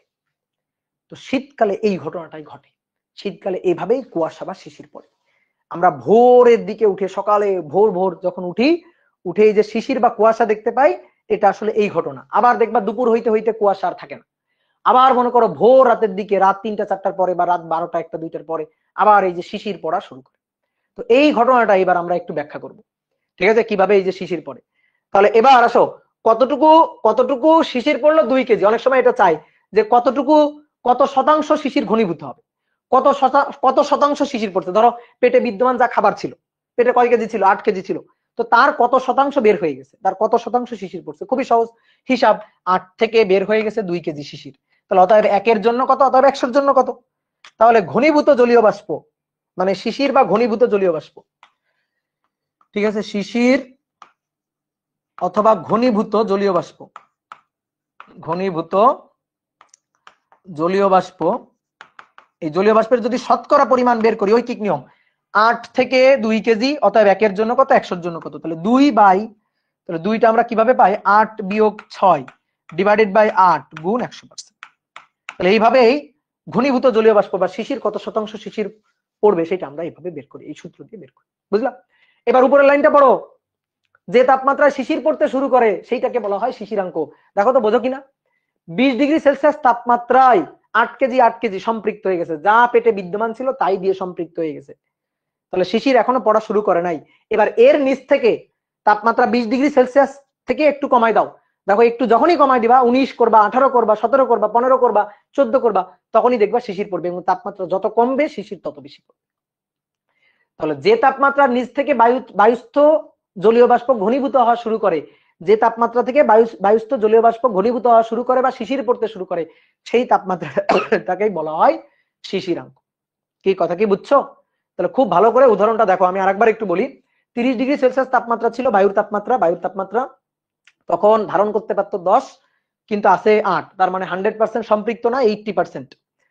আপেক্ষিক আর্দ্রতা 80%। যখন 30°C তাপমাত্রা বায়ুর তাপমাত্রা, আমি তাপমাত্রা চেঞ্জ করি নাই, এক্সট্রা আরো যতটুকু নিতে পারে সেটুকু দিলাম, দিয়ে সম্পৃক্ত করলাম। কিন্তু আমরা দিয়ে সম্পৃক্ত করব না, যা আছে তাই দিয়ে সম্পৃক্ত করব। ওকে ঠিক আছে, তাই দিয়ে সম্পৃক্ত করতে গেলে অবশ্যই তাপমাত্রা কমাইতে হবে, কারণ ধারণ ক্ষমতা কমাইতে হবে। তাহলে 8 কেজি বিদ্যমান, ধারণ ক্ষমতা 8 কেজি করতে হবে। তো 30°C তাপমাত্রায় ধারণ ক্ষমতা 10 কেজি, তাপমাত্রা কমাইলে ধারণ ক্ষমতা কমে যাবে। তো তাপমাত্রা কমায় 20°C করলাম, ধারণ ক্ষমতা 8 কেজি। তাহলে 8 যা বিদ্যমান তাই দিয়ে সম্পৃক্ত। তাহলে যে তাপমাত্রায় বিদ্যমান, এক্সট্রা অ্যাড করে না, যে তাপমাত্রায় বিদ্যমান দ্বারা সম্পৃক্ত করা যায়, এক্সট্রা অ্যাড করে সম্পৃক্ত না, যে তাপমাত্রায় বিদ্যমান যা তাই দিয়ে সম্পৃক্ত করা যায়, সেটাই হচ্ছে শিশিরাঙ্ক। আর যে তাপমাত্রার নিচ থেকে শিশির পড়তে শুরু করে, সেটাই হচ্ছে শিশিরাঙ্ক। তাহলে আমরা কিন্তু দেখাইলাম শিশিরাঙ্ক, আপেক্ষিক আর্দ্রতার সব জিনিস এই পৃষ্ঠাতে আছে। যখনই কোনো ম্যাথে আটকে যাবা, যখনই কোনো ম্যাথ একটু বুঝতে সমস্যা হচ্ছে, এই উদাহরণটার কথা চিন্তা করবা, দেখবা ম্যাথ পানির মতো ক্লিয়ার হয়ে যাবে, একেবারে পানির মতো সহজ হয়ে যাবে। কি ক্লিয়ার? শিশিরাঙ্ক সেই ভালো বুঝবে যে এই উদাহরণটা ভালো বুঝবে, আর এই উদাহরণটা না বোঝার কিছু নাই, খুবই সহজ কথা, খুবই প্র্যাকটিক্যাল কথা। কি ক্লিয়ার?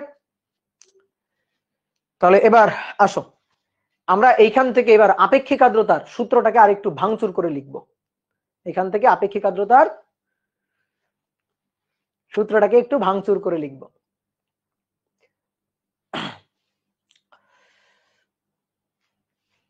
হ্যাঁ, এই যে আগের লাইনটা হচ্ছে, শৈবাল দিখিরে বলে উচ্চ করি শির, লিখে রেখো 1 ফোঁটা দিলেম শিশির। ওই যে বাংলায় পড়ছিলাম ছোটবেলায়, কি জানো, ভাব সম্প্রসারণ আসতো। ঠিক আছে, এবার তাহলে লিখো আপেক্ষিক আর্দ্রতা। অনেকে মনে করতে পারে ভাই আপেক্ষিক আর্দ্রতা তো একটু আগে পড়লাম, ওই পড়া না, এইবার আসো আপেক্ষিক আর্দ্রতাকে একেবারে ভাঙচুর করে শিখবো আমরা। আপেক্ষিক আর্দ্রতা খুবই ইম্পর্টেন্ট টপিক। এই আপেক্ষিক আর্দ্রতাকে প্রকাশ করা হয় আর দিয়ে। আসো দেখো সূত্র লিখতেছি, দেখো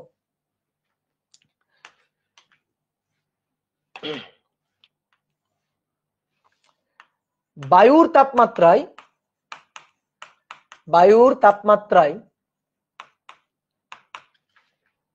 তাপমাত্রায় বিদ্যমান বা উপস্থিত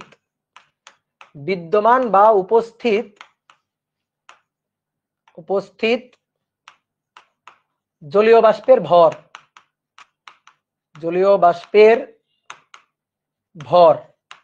ঠিক আছে। আর নিচে বায়ুর তাপমাত্রায় বলো দেখি কি হবে, সর্বোচ্চ, হ্যাঁ, ধারণক্ষম জলীয় বাষ্পের ভর। সর্বোচ্চ কি পরিমাণ ধারণ করতে পারে, উপরে কতটুকু খাইতে পারে, নিচে কতটুকু উপরে কতটুকু খাইছে, নিচে কতটুকু খাইতে পারে।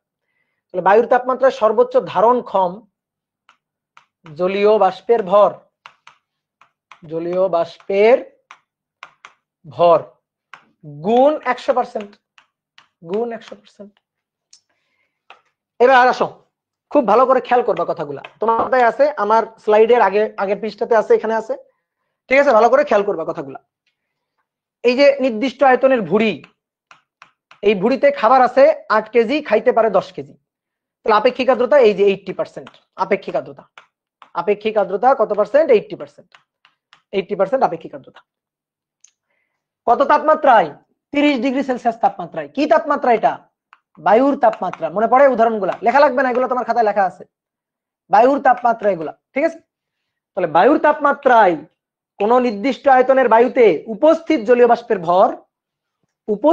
বাষ্পের ভর ডিভাইডেড বাই ওই তাপমাত্রায়, বায়ুর তাপমাত্রায় ওই তাপমাত্রা, ঠিক আছে। ধরো আমার একটু সিগন্যাল দিয়ে দিস।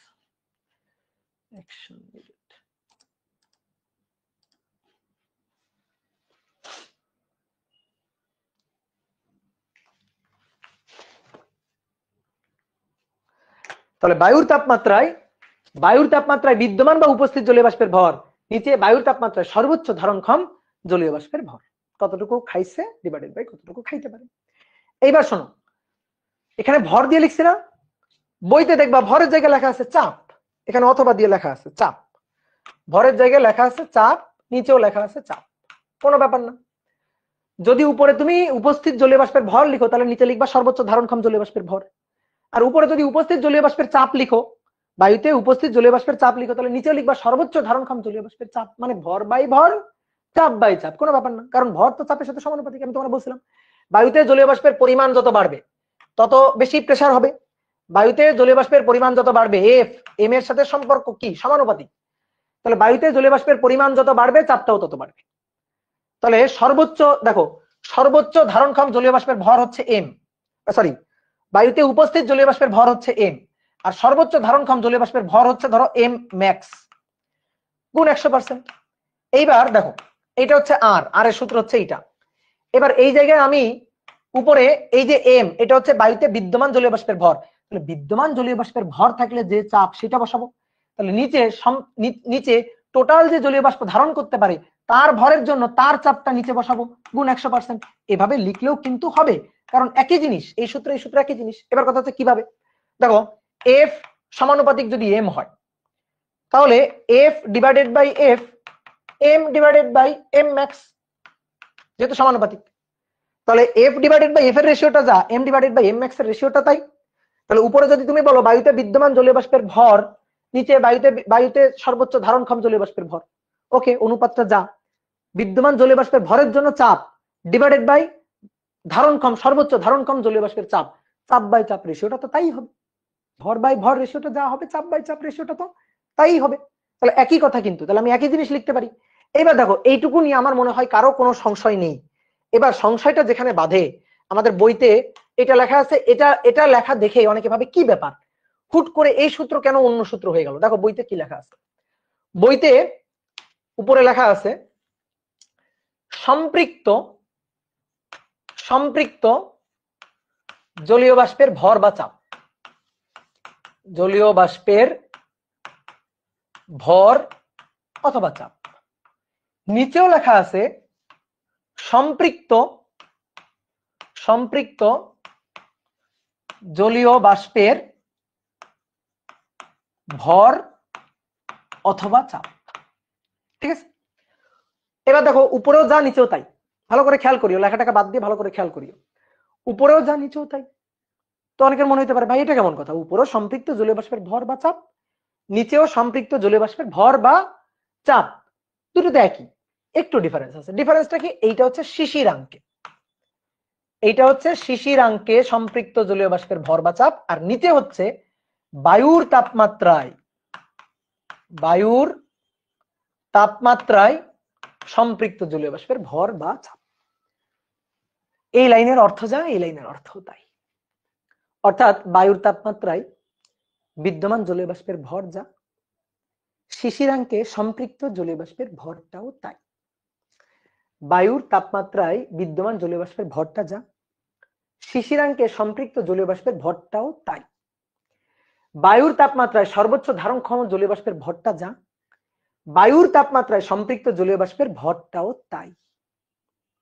এখন কথা হচ্ছে কিভাবে, এই জন্য একটু আগে আমি তোমার উদাহরণটা পড়াইছি, সুন্দর করে বুঝাইছি, তুমি উদাহরণের সাথে একটু মিল করে দেখো।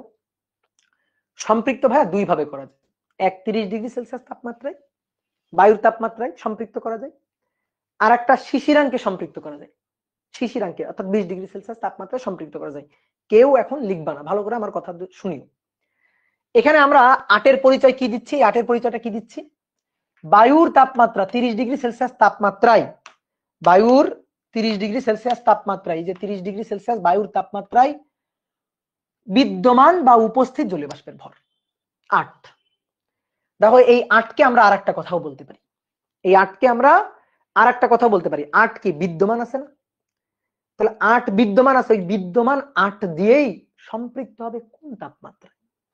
শিশিরাঙ্কের ডেফিনিশন কি, যে তাপমাত্রায় কোন নির্দিষ্ট আয়তনের বায়ু এর মধ্যে উপস্থিত জলীয় বাষ্প দ্বারা সম্পৃক্ত হয় সেই তাপমাত্রা শিশিরাঙ্ক না। তাহলে এই 8কে আমরা দুইটা কথা বলতে পারি, যে এই 8 হচ্ছে শিশিরাঙ্কে সম্পৃক্ত জলীয় বাষ্পের ভর, দেখো তো তুমি যদি সম্পৃক্ত করতে চাও শিশিরাঙ্কে, দেখো এইদিকে তাকাও, এই যে শিশিরাঙ্কে সম্পৃক্ত করতে, দেখো যা ছিল তাই দিয়েই সম্পৃক্ত, এই যে 100%, যা ছিল তাই দিয়েই সম্পৃক্ত 8 তাহলে শিশিরাঙ্কে সম্পৃক্ত করতে কি লাগে? যা আছে তাই লাগে, বুঝছো? তাহলে আছে কত? আছে কত? 8। বিদ্যমান আছে কত? 8। বায়ুর তাপমাত্রায় বিদ্যমান আছে কত? 8। বায়ুর তাপমাত্রায় বিদ্যমান আছে 8। তাহলে শিশিরাঙ্কে সম্পৃক্ত করতে ওই যা বিদ্যমান তাই লাগবে, তাই না? তাহলে বায়ুর তাপমাত্রায় বিদ্যমান বা উপস্থিত জলীয় বাষ্পের ভরটা যা, শিশিরাঙ্কে সম্পৃক্ত করতে তো তাই লাগবে। তাহলে শিশিরাঙ্কে সম্পৃক্ত জলীয় বাষ্পের ভরটাও তো তাই, একই জিনিস। বুঝতে কি পারছো? বায়ুর তাপমাত্রায় যা আছে, যা পেটে আছে, শিশিরাঙ্কে তো তাই দিয়ে সম্পৃক্ত হবে। বিদ্যমান যা পেটে বিদ্যমান তাই দিয়েই পেট ভরা হয় যে তাপমাত্রায়, সেটা শিশিরাঙ্ক না? তাহলে এই দুটো অর্থ একই, বোঝা গেছে? এইবার আমি আর বলবো না, তুমি নিজে ভাবো, তোমার হাতে উদাহরণ আছে, তুমি নিজে ভাবো, ভেবে তুমি আমার বুঝাও তো, বায়ুর তাপমাত্রায় সর্বোচ্চ ধারণক্ষম জলীয় বাষ্পের ভরটা যা, বায়ুর তাপমাত্রায় সম্পৃক্ত জলীয় বাষ্পের ভরটাও তাই। তুমি আমার বুঝাও, বুঝাও, এটা আমার বুঝাও। বায়ুর তাপমাত্রায় সর্বোচ্চ ধারণক্ষম জলীয় বাষ্পের ভরটা যা, বায়ুর তাপমাত্রায় সম্পৃক্ত করতে তাই লাগে। বুঝাও আমার, কি ক্লিয়ার? দেখো তো, বুঝাও তো, আমাকে বুঝাও। বুঝতে কি পারছো? নিজে নিজে বুঝতে পারছো? এবার আমি বুঝাই নাকি? নিজে নিজে বুঝতে পারছো আশা করি। দেখো এবার, বায়ুর তাপমাত্রায় সর্বোচ্চ ধারণক্ষম জলীয় বাষ্পের ভর 10। বায়ুর তাপমাত্রায় সর্বোচ্চ ধারণক্ষম জলীয় বাষ্পের ভর 10, এই যেটা 10। তাহলে যা যা ধারণ করতে পারে তাই দিয়ে সম্পৃক্ত। দেখি তো, সম্পৃক্ত তো এখানে 2 বার করা হয়েছিল। তাহলে যা ধারণ করতে পারে, যা খাইছে তাই দিয়ে না, 8 দিয়ে না, যা ধারণ করতে পারে তাই দিয়ে সম্পৃক্ত। তাহলে খাইছিল 8, ধারণ করতে পারে 10, তুমি বাজার থেকে আরো 2 কেজি খাবার কিনে নিয়ে এসে 10 করছো। তাহলে যা ধারণ করতে পারে, দেখো তাপমাত্রা কমাও না, ওই তাপমাত্রা ওইটাই রাখছো, বায়ুর তাপমাত্রা ওইটাই, তুমি তাপমাত্রা কমাবা না। যা যা ধারণ করতে পারে তাই দিয়ে আমি সম্পৃক্ত করব না, সরি, যা ধারণ করতে পারে আমি তাই দিয়ে সম্পৃক্ত করব। তাহলে যা ধারণ করতে পারে 10 কেজি, এই 10 কেজি দিয়েই আমি সম্পৃক্ত করছি। দেখো 10 কেজি দিয়ে আমি সম্পৃক্ত করছি। তো কোন তাপমাত্রায় এটা? ওই বায়ুর ওই একই তাপমাত্রায়। ক্লিয়ার? তাহলে দেখো তো কই গেল, তাহলে দেখো তো, বায়ুর তাপমাত্রা 30 ডিগ্রি সেলসিয়াস, 30 ডিগ্রি সেলসিয়াস তাপমাত্রায় ধারণ করতে পারে 10। এখন আমি যদি 30 ডিগ্রি সেলসিয়াস তাপমাত্রাতেই সম্পৃক্ত করতে চাই, তাহলে উপরেও 10, তাহলে 10/10। তাহলে বায়ুর তাপমাত্রায় সর্বোচ্চ ধারণক্ষম জলীয় বাষ্পের ভর যা, বায়ুর তাপমাত্রায় সম্পৃক্ত জলীয় বাষ্পের ভরটাও তো তাই। কি ক্লিয়ার? তাহলে আমি আরেকবার বলতেছি, শোনো। বায়ুর তাপমাত্রায় উপস্থিত জলীয় বাষ্পের ভর যা, যা বিদ্যমান শিশিরাঙ্কে তাই দিয়ে সম্পৃক্ত। ঠিক আছে? দুটোকে আমি দেখো এইটুকু সেম, সম্পৃক্ত জলীয় বাষ্পের ভর এইটুকু সেম। তাহলে বায়ুর তাপমাত্রায় যা বিদ্যমান শিশিরাঙ্কে তাই দিয়ে সম্পৃক্ত 8। বায়ুর তাপমাত্রায় যা ধারণ করতে পারে, যা ধারণক্ষম 10 কেজি, বায়ুর তাপমাত্রায় এক্সট্রা আরো 2 কেজি দিয়ে ওই 10 কেজি দিয়ে সম্পৃক্ত 10 আর 100%। তাহলে বায়ুর তাপমাত্রায় সম্পৃক্ত জলীয় বাষ্পের ভরটা হচ্ছে ধারণ ক্ষমতাটা। কি ক্লিয়ার? তাহলে শিশিরাঙ্কে সম্পৃক্ত হচ্ছে বিদ্যমানটা, যা আছে তাই। বিদ্যমানটা শিশিরাঙ্কে সম্পৃক্ত হচ্ছে যা আছে তাই, যা বিদ্যমান তাই। আর বায়ুর তাপমাত্রা সম্পৃক্ত হচ্ছে ধারণ ক্ষমতা। কি কথা কি বুঝছো? শিশিরাঙ্কে সম্পৃক্ত বিদ্যমান জলীয় বাষ্প, আর বায়ুর তাপমাত্রা সম্পৃক্ত হচ্ছে ধারণ ক্ষমতার জলীয় বাষ্প। শেষ কথা, শেষ। তাহলে উপরের এই লাইনটার অর্থ যা, এই লাইনটার অর্থ তাই। কি ক্লিয়ার? তাহলে একই জিনিস। তো স্টুডেন্ট লাইফে অনেকের সমস্যা হইতো, উপরের লাইন বুঝলাম, নিচের লাইন বুঝলাম না, কি ব্যাপার, সম্পৃক্ত আবার শিশিরাঙ্কে বায়ুর তাপমাত্রায় কোত্থেকে কি আসলো? তো কোত্থেকে কি আসলো দেখো, আগের উদাহরণটা দেখলেই ক্লিয়ার। ঠিক বুঝছো? তাহলে এটা মাথায় রাখিও। হ্যাঁ, আমি তো খুব সুন্দর করে ভেঙে বুঝালাম। এবার তাহলে আর ইকুয়াল টু, দেখো আর ইকুয়াল টু অলরেডি লিখে ফেলছি। তাহলে উপস্থিত জলীয় বাষ্পের ভর বা শিশিরাঙ্কে সম্পৃক্ত জলীয় বাষ্পের ভর হচ্ছে ছোট হাতের, আর নিচে বায়ুর তাপমাত্রায় সর্বোচ্চ ধারণক্ষম জলীয় বাষ্পের ভর অথবা বায়ুর তাপমাত্রায় সম্পৃক্ত জলীয় বাষ্পের ভর, দ্যাট ইজ এমম্যাক্স, গুণ হচ্ছে 100%। ঠিক আছে? অনেক সময় এটাকে বড় এম দিয়েও লেখা হয়, ছোট এম বাই বড় এম, এটা দিয়েও লেখা হয়। বুঝছো? কোনো কোনো বইতে ছোট এম বাই বড় এম দিয়েও লিখতে পারো, কোনো ব্যাপার না। আর আর ইকুয়াল টু, তাহলে আরেকটা সূত্র দেখো, যত বেশি, সহজ কথা, যত বেশি খাবা চাপটাও তত বেশি হবে, যত বেশি খাবা প্রেসারও তত বেশি। ঠিক আছে? ঠিক আছে? যত বেশি খাওয়া দাওয়া করবা প্রেসারও কিন্তু তত বেশি হবে, তাহলে ছোট হাতের এফ আর নিচে বড় হাতের এফ গুণ 100%। তাহলে ছোট হাতের এফ এর নামটা কি? ছোট হাতের এফ এর নামটা কি? ছোট হাতের এফ এর নামটা হচ্ছে শিশিরাঙ্কে, এই যে শিশিরাঙ্কে সম্পৃক্ত জলীয় বাষ্পের চাপ। আর বড় হাতের এফ এর নামটা হচ্ছে বায়ুর তাপমাত্রায় সম্পৃক্ত জলীয় বাষ্পের চাপ। তাহলে ছোট হাতের এফ আর বড় হাতের এফ এর পরিচয়। ছোট হাতের এফ শিশিরাঙ্কে সম্পৃক্ত জলীয় বাষ্প চাপ, ঠিক আছে? ম্যাক্সিমাম ম্যাথে দেখবা এইগুলাই বলা থাকে। তাহলে শিশিরাঙ্কে সম্পৃক্ত জলীয় বাষ্প চাপ, জলীয় বাষ্প চাপ। আর নিচে বড় হাতের এফ, এটা হচ্ছে বায়ুর তাপমাত্রায় সম্পৃক্ত জলীয় বাষ্প চাপ, বায়ুর তাপমাত্রায় সম্পৃক্ত জলীয় বাষ্পের চাপ, জলীয় বাষ্পের চাপ। তো এইবার আসো আমরা ছোট্ট একটা ছক দেখবো একটু। ছোট্ট একটা ছক দেখলে আমরা বুঝতে পারবো শীতকালে কিভাবে শিশির পড়ে। একটা ছোট্ট ছক দেখবো। তো আসো একটা ছক করি।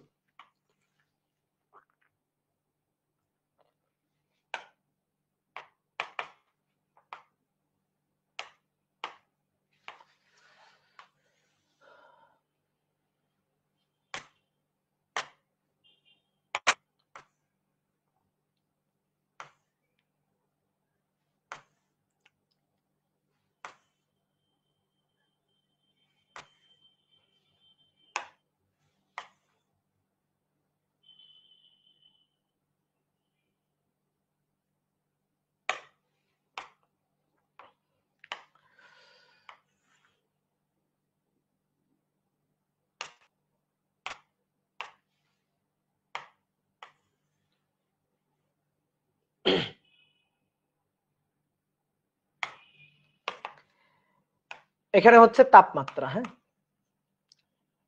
এখানে তাপমাত্রা, এখানে হচ্ছে ধারণ ক্ষমতা, ধারণ ক্ষমতা বা বলতে পারো পরমাত্রতা আর কি। ধারণ ক্ষমতা এটা হচ্ছে গ্রাম পার মিটার কিউবে, হ্যাঁ, গ্রাম পার মিটার কিউবে। আর এটা হচ্ছে বিদ্যমান জলীয় বাষ্প বা উপস্থিত জলীয় বাষ্প, বিদ্যমান জলীয় বাষ্প বা উপস্থিত জলীয় বাষ্প, এটা হচ্ছে গ্রাম পার মিটার কিউবে, হ্যাঁ। তো তাপমাত্রা 40 degree Celsius, 30 degree Celsius, 20 degree Celsius, আচ্ছা একটু বেশি হয়ে গেছে, 5 করে গ্যাপ দাও। 30, 35 degree Celsius, 30 degree Celsius, 25 degree Celsius, 20 degree Celsius আর 15 ডিগ্রি সেলসিয়াস।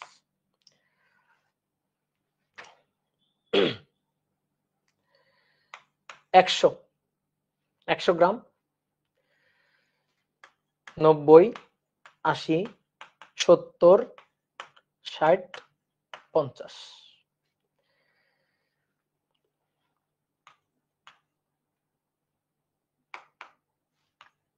70, 70, 70, 70। তো দেখো একটু পরে তুলিও, দেখো তাপমাত্রা দেওয়া আছে, এখানে ধারণ ক্ষমতাটা দেওয়া আছে, বিদ্যমান দেওয়া আছে যে কি পরিমাণ খাইতে পারে, কি পরিমাণ খাইছে, আর তাপমাত্রা। তো তাপমাত্রা কমাইলে কি কমে? পেটে খাবার কমে, পেটে যা খাবার খাইছে সেটা কমে না, ওইটা কিন্তু ফিক্স থাকে। কমে কি, কোনটা কমে? কমে হচ্ছে ধারণ ক্ষমতাটা কমে। তো দেখো 40 ডিগ্রি সেলসিয়াস তাপমাত্রায় বায়ুতে জলীয় বাষ্প ধারণ করতে পারে 100 গ্রাম পার মিটার কিউব, অর্থাৎ 1 মিটার কিউবে 100 গ্রাম করে ধারণ করতে পারে। পরে 35 ডিগ্রি সেলসিয়াস তাপমাত্রায় ধারণ করতে পারে হচ্ছে 90 গ্রাম। 30 ডিগ্রি সেলসিয়াস তাপমাত্রায় ধারণ ক্ষমতা কমে 80 গ্রাম। 25 ডিগ্রি সেলসিয়াস তাপমাত্রায় 70 গ্রাম। 20 ডিগ্রি সেলসিয়াস তাপমাত্রায় 60 গ্রাম। 15 ডিগ্রি সেলসিয়াস তাপমাত্রায় 50 গ্রাম। কি ক্লিয়ার? আর বিদ্যমান জলীয় বাষ্প হচ্ছে 70 গ্রাম, 70, 70, 70, তারপর লাস্টের কয়েকটা ফাঁকা রাখা হয়েছে। প্রশ্ন হচ্ছে বলতো, এই ছক দেখে বলতো শিশিরাঙ্ক কত? শিশিরাঙ্ক কত? এই ছকটা দেখে বলো, প্রশ্ন হচ্ছে শিশিরাঙ্ক কত, 1। আর 2 নম্বর কোশ্চেনটা হচ্ছে 20 ডিগ্রি সেলসিয়াস তাপমাত্রায়, 20 ডিগ্রি সেলসিয়াসে কত শতাংশ জলীয় বাষ্প ঘনীভূত হবে? খুবই সহজ, কত শতাংশ জলীয় বাষ্প ঘনীভূত হবে? জলীয় বাষ্প ঘনীভূত হবে, এই যেটা হচ্ছে কোশ্চেন। বলো শিশিরাঙ্ক কত, দেখি আমি তোমাদের কমেন্ট দেখি। বলো শিশিরাঙ্ক কত, এই উদাহরণ দেখে আমরা বলো শিশিরাঙ্ক কত এখানে।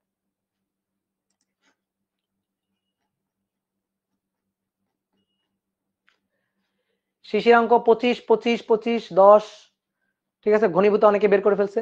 তাহলে শিশিরাঙ্ক হচ্ছে 25 ডিগ্রি সেলসিয়াস। বুঝছো কি? দেখো, যে তাপমাত্রায় বিদ্যমান, যে তাপমাত্রায় বিদ্যমান বিদ্যমান এটা দ্বারাই সম্পৃক্ত।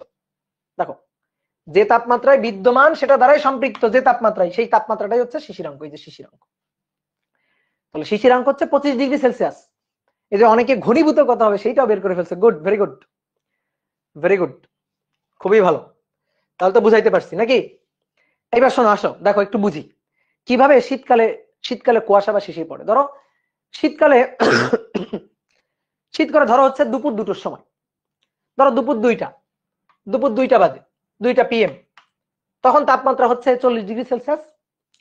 বায়ুতে জলীয় বাষ্প ধারণ করা যাবে 100 গ্রাম, কিন্তু বায়ুতে জলীয় বাষ্প আছে হচ্ছে 70 গ্রাম।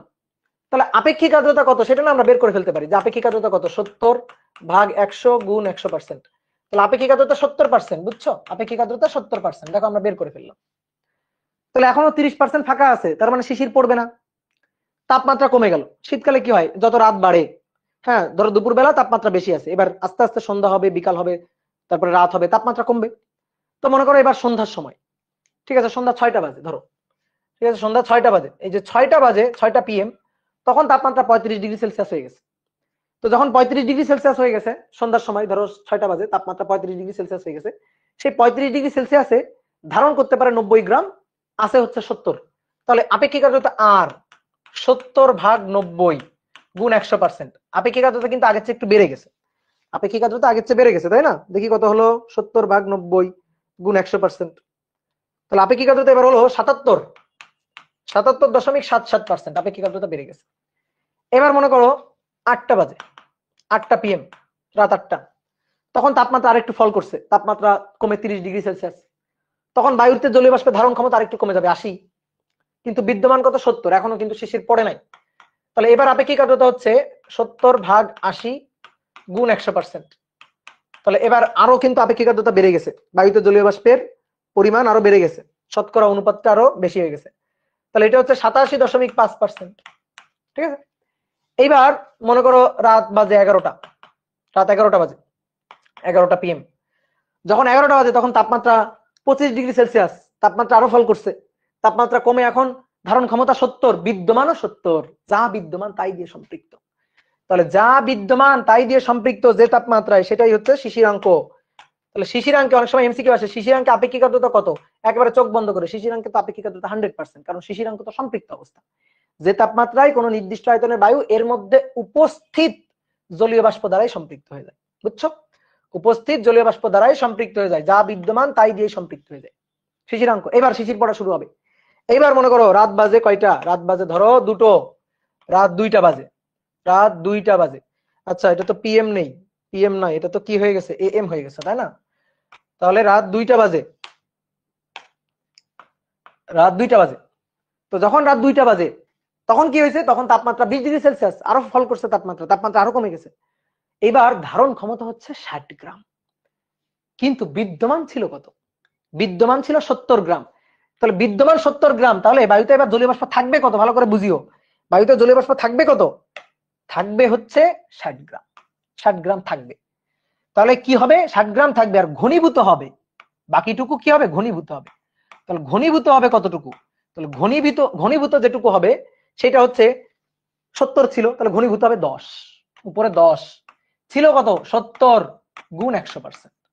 তাহলে বায়ুতে এবার কতটুকু জলীয় বাষ্প, বাতাসে কতটুকু জলীয় বাষ্প এবার ঘনীভূত হবে, সেই জলীয় বাষ্পের ঘনীভূত হওয়ার পরিমাণ, বায়ুস্থ জলীয় বাষ্পের, বায়ুতে যে পরিমাণ জলীয় বাষ্প বা পেটে যে পরিমাণ খাবার আছে, সেই খাবারের এবার 14 ভালো করে বুঝিও, 14.28%, 14.28% এই পরিমাণ জলীয় বাষ্প ঘনীভূত হবে। তাহলে রাত 2টার সময়, রাত 2টা বাজে, তখন বাইরে এবার দরজা খুলে বাইরে বের হবা, বের হয়ে দেখবা আশেপাশে ধোয়া ধোয়া ধোয়া ধোয়া কুয়াশা জমে গেছে। তাহলে কুয়াশা হচ্ছে শিশির, তার মানে বাতাস যে জলীয় বাষ্প ধারণ করে রাখছিল সেই জলীয় বাষ্প এবার বাতাসে ছেড়ে দিছে, জলীয় বাষ্প এবার বের করে দিছে। তাহলে সেই জলীয় বাষ্পটা বের করে দিলে সেটাই আমি কুয়াশা বা শিশির হিসাবে দেখতে পাবো। রাত যত বাড়বে, যত মনে করো ভোরের দিকে যাবে, তত দেখবা তুমি কম্বল আরো 2টা মুড়ি দিয়ে ঘুমাও, তাহলে তত বেশি শীত পড়ে, তত বেশি ঠান্ডা হয়ে যায়, তাপমাত্রা আরো তত বেশি কমে। তাহলে এবার মনে করো রাত বাজে হচ্ছে ভোর 4টা, ভোর 4টা বাজে, ভোর 4টা বেজে গেছে। তো 4টার সময় দেখবা তাপমাত্রা আরো কমে গেছে, আরো শীত পড়তেছে। তুমি মনে করো খেতা কম্বল আরো 2-3টা বের করে নিয়ে হ্যাঁ মোড়ায় রাখছো, রাজশাহীর যে শীত বুঝই তো। তাহলে 4টা বাজে, রাত 4টা বাজে, তখন তাপমাত্রা ফল করছে 15°C, ধারণ ক্ষমতা হচ্ছে 50 গ্রাম, কিন্তু ছিল তো 70, তাহলে ছিল 70, সেই 70 থাকবে এখন 50, তাহলে বাকিটুকু ঘনীভূত হবে, তাহলে তাপমাত্রা আরো কমে গেলে আরো ঘনীভূত হবে। তাহলে এবার দেখো ঘনীভূত জলীয় বাষ্পের পরিমাণ আরো বাড়বে, ঘনীভূত জলীয় বাষ্পের পরিমাণ আরো বাড়বে। তাহলে এবার হচ্ছে 20 ভাগ হচ্ছে 70 গুণ 100%, তাহলে এইবার জলীয় বাষ্প ঘনীভূত হবে হচ্ছে 20 ভাগ 70 গুণ 100, তাহলে 28.57%, এতটুকু জলীয় বাষ্প এবার ঘনীভূত। কি ক্লিয়ার? বোঝা গেছে? বলো। তাহলে এই হচ্ছে কথা।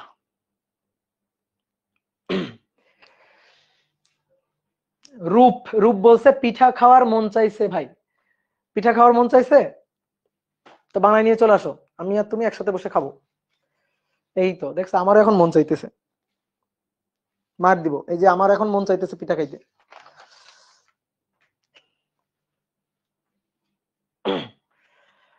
কি বুঝলা?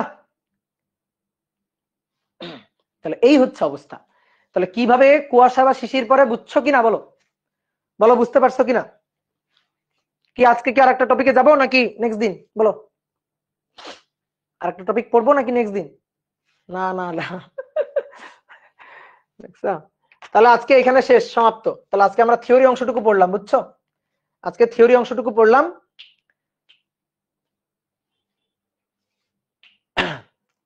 তাহলে নেক্সট দিন আমরা এর ম্যাথ করব। অনেকে বলছে পড়ান ভাইয়া পড়ান, আচ্ছা নেক্সট দিন পড়াবো, নেক্সট দিন থাক, আজকে আর পড়াবো না, কারণ আর একটা টপিক শুরু করলে এখন অনেক সময় লাগবে, ঠিক আছে? তখন ক্লাস বোরিং লাগবে। তো নেক্সট দিন দেখো, আমাদের আর এই অধ্যায়ের ক্লাস লাগবে দুটো, গুনে গুনে দুটো, ঠিক আছে? আমরা পরের দিন হচ্ছে হাইগ্রোমিটারটা পড়বো, হাইগ্রোমিটার পড়ার পরে হাইগ্রোমিটারের একটা ম্যাথও করব, ঠিক আছে? হাইগ্রোমিটার, প্রথমে হাইগ্রোমিটারের কাজ টাজ পড়বো, হাইগ্রোমিটারের ইকুয়েশন পড়বো, এমসিকিউ এর জন্য খুবই গুরুত্বপূর্ণ কিছু কথাবার্তা আছে, সেইগুলো আমরা একটু দেখবো, এবং তারপরে আমরা হচ্ছে ম্যাথ প্রবলেম সলভ করবো। তো অনেকগুলো ম্যাথ প্রবলেম করাবো, এই ম্যাথ প্রবলেম গুলা করলে মোটামুটি শেষ, ঠিক আছে? তাহলে দুটো ছোট টপিক আছে, আর ম্যাথ প্রবলেম করলে দুইটা ক্লাসে আশা করি শেষ হয়ে যাবে। ভাইয়া গত ক্লাসের একটা ম্যাথে প্রবলেম আছে, কোন ম্যাথে প্রবলেম হচ্ছে ডিসকাশন গ্রুপে দিয়ে দাও, ডিসকাশন গ্রুপে দিয়ে দিলেই হয়ে যাবে। ওকে তাহলে বিদায়, আজকে ছুটি। তোমরা আবার অভি দাদারা কিন্তু আবার বইলো টইলো না, বুঝছো? অভি দাদা কিন্তু আমার ধরবে।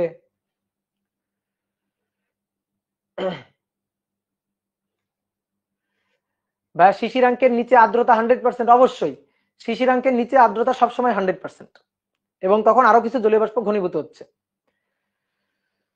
ওকে তাহলে আমি আগে সাইকেল থেকে কাটি, সাইকেল থেকে ডান, এবার ওয়েব অ্যাপ থেকে কাটি।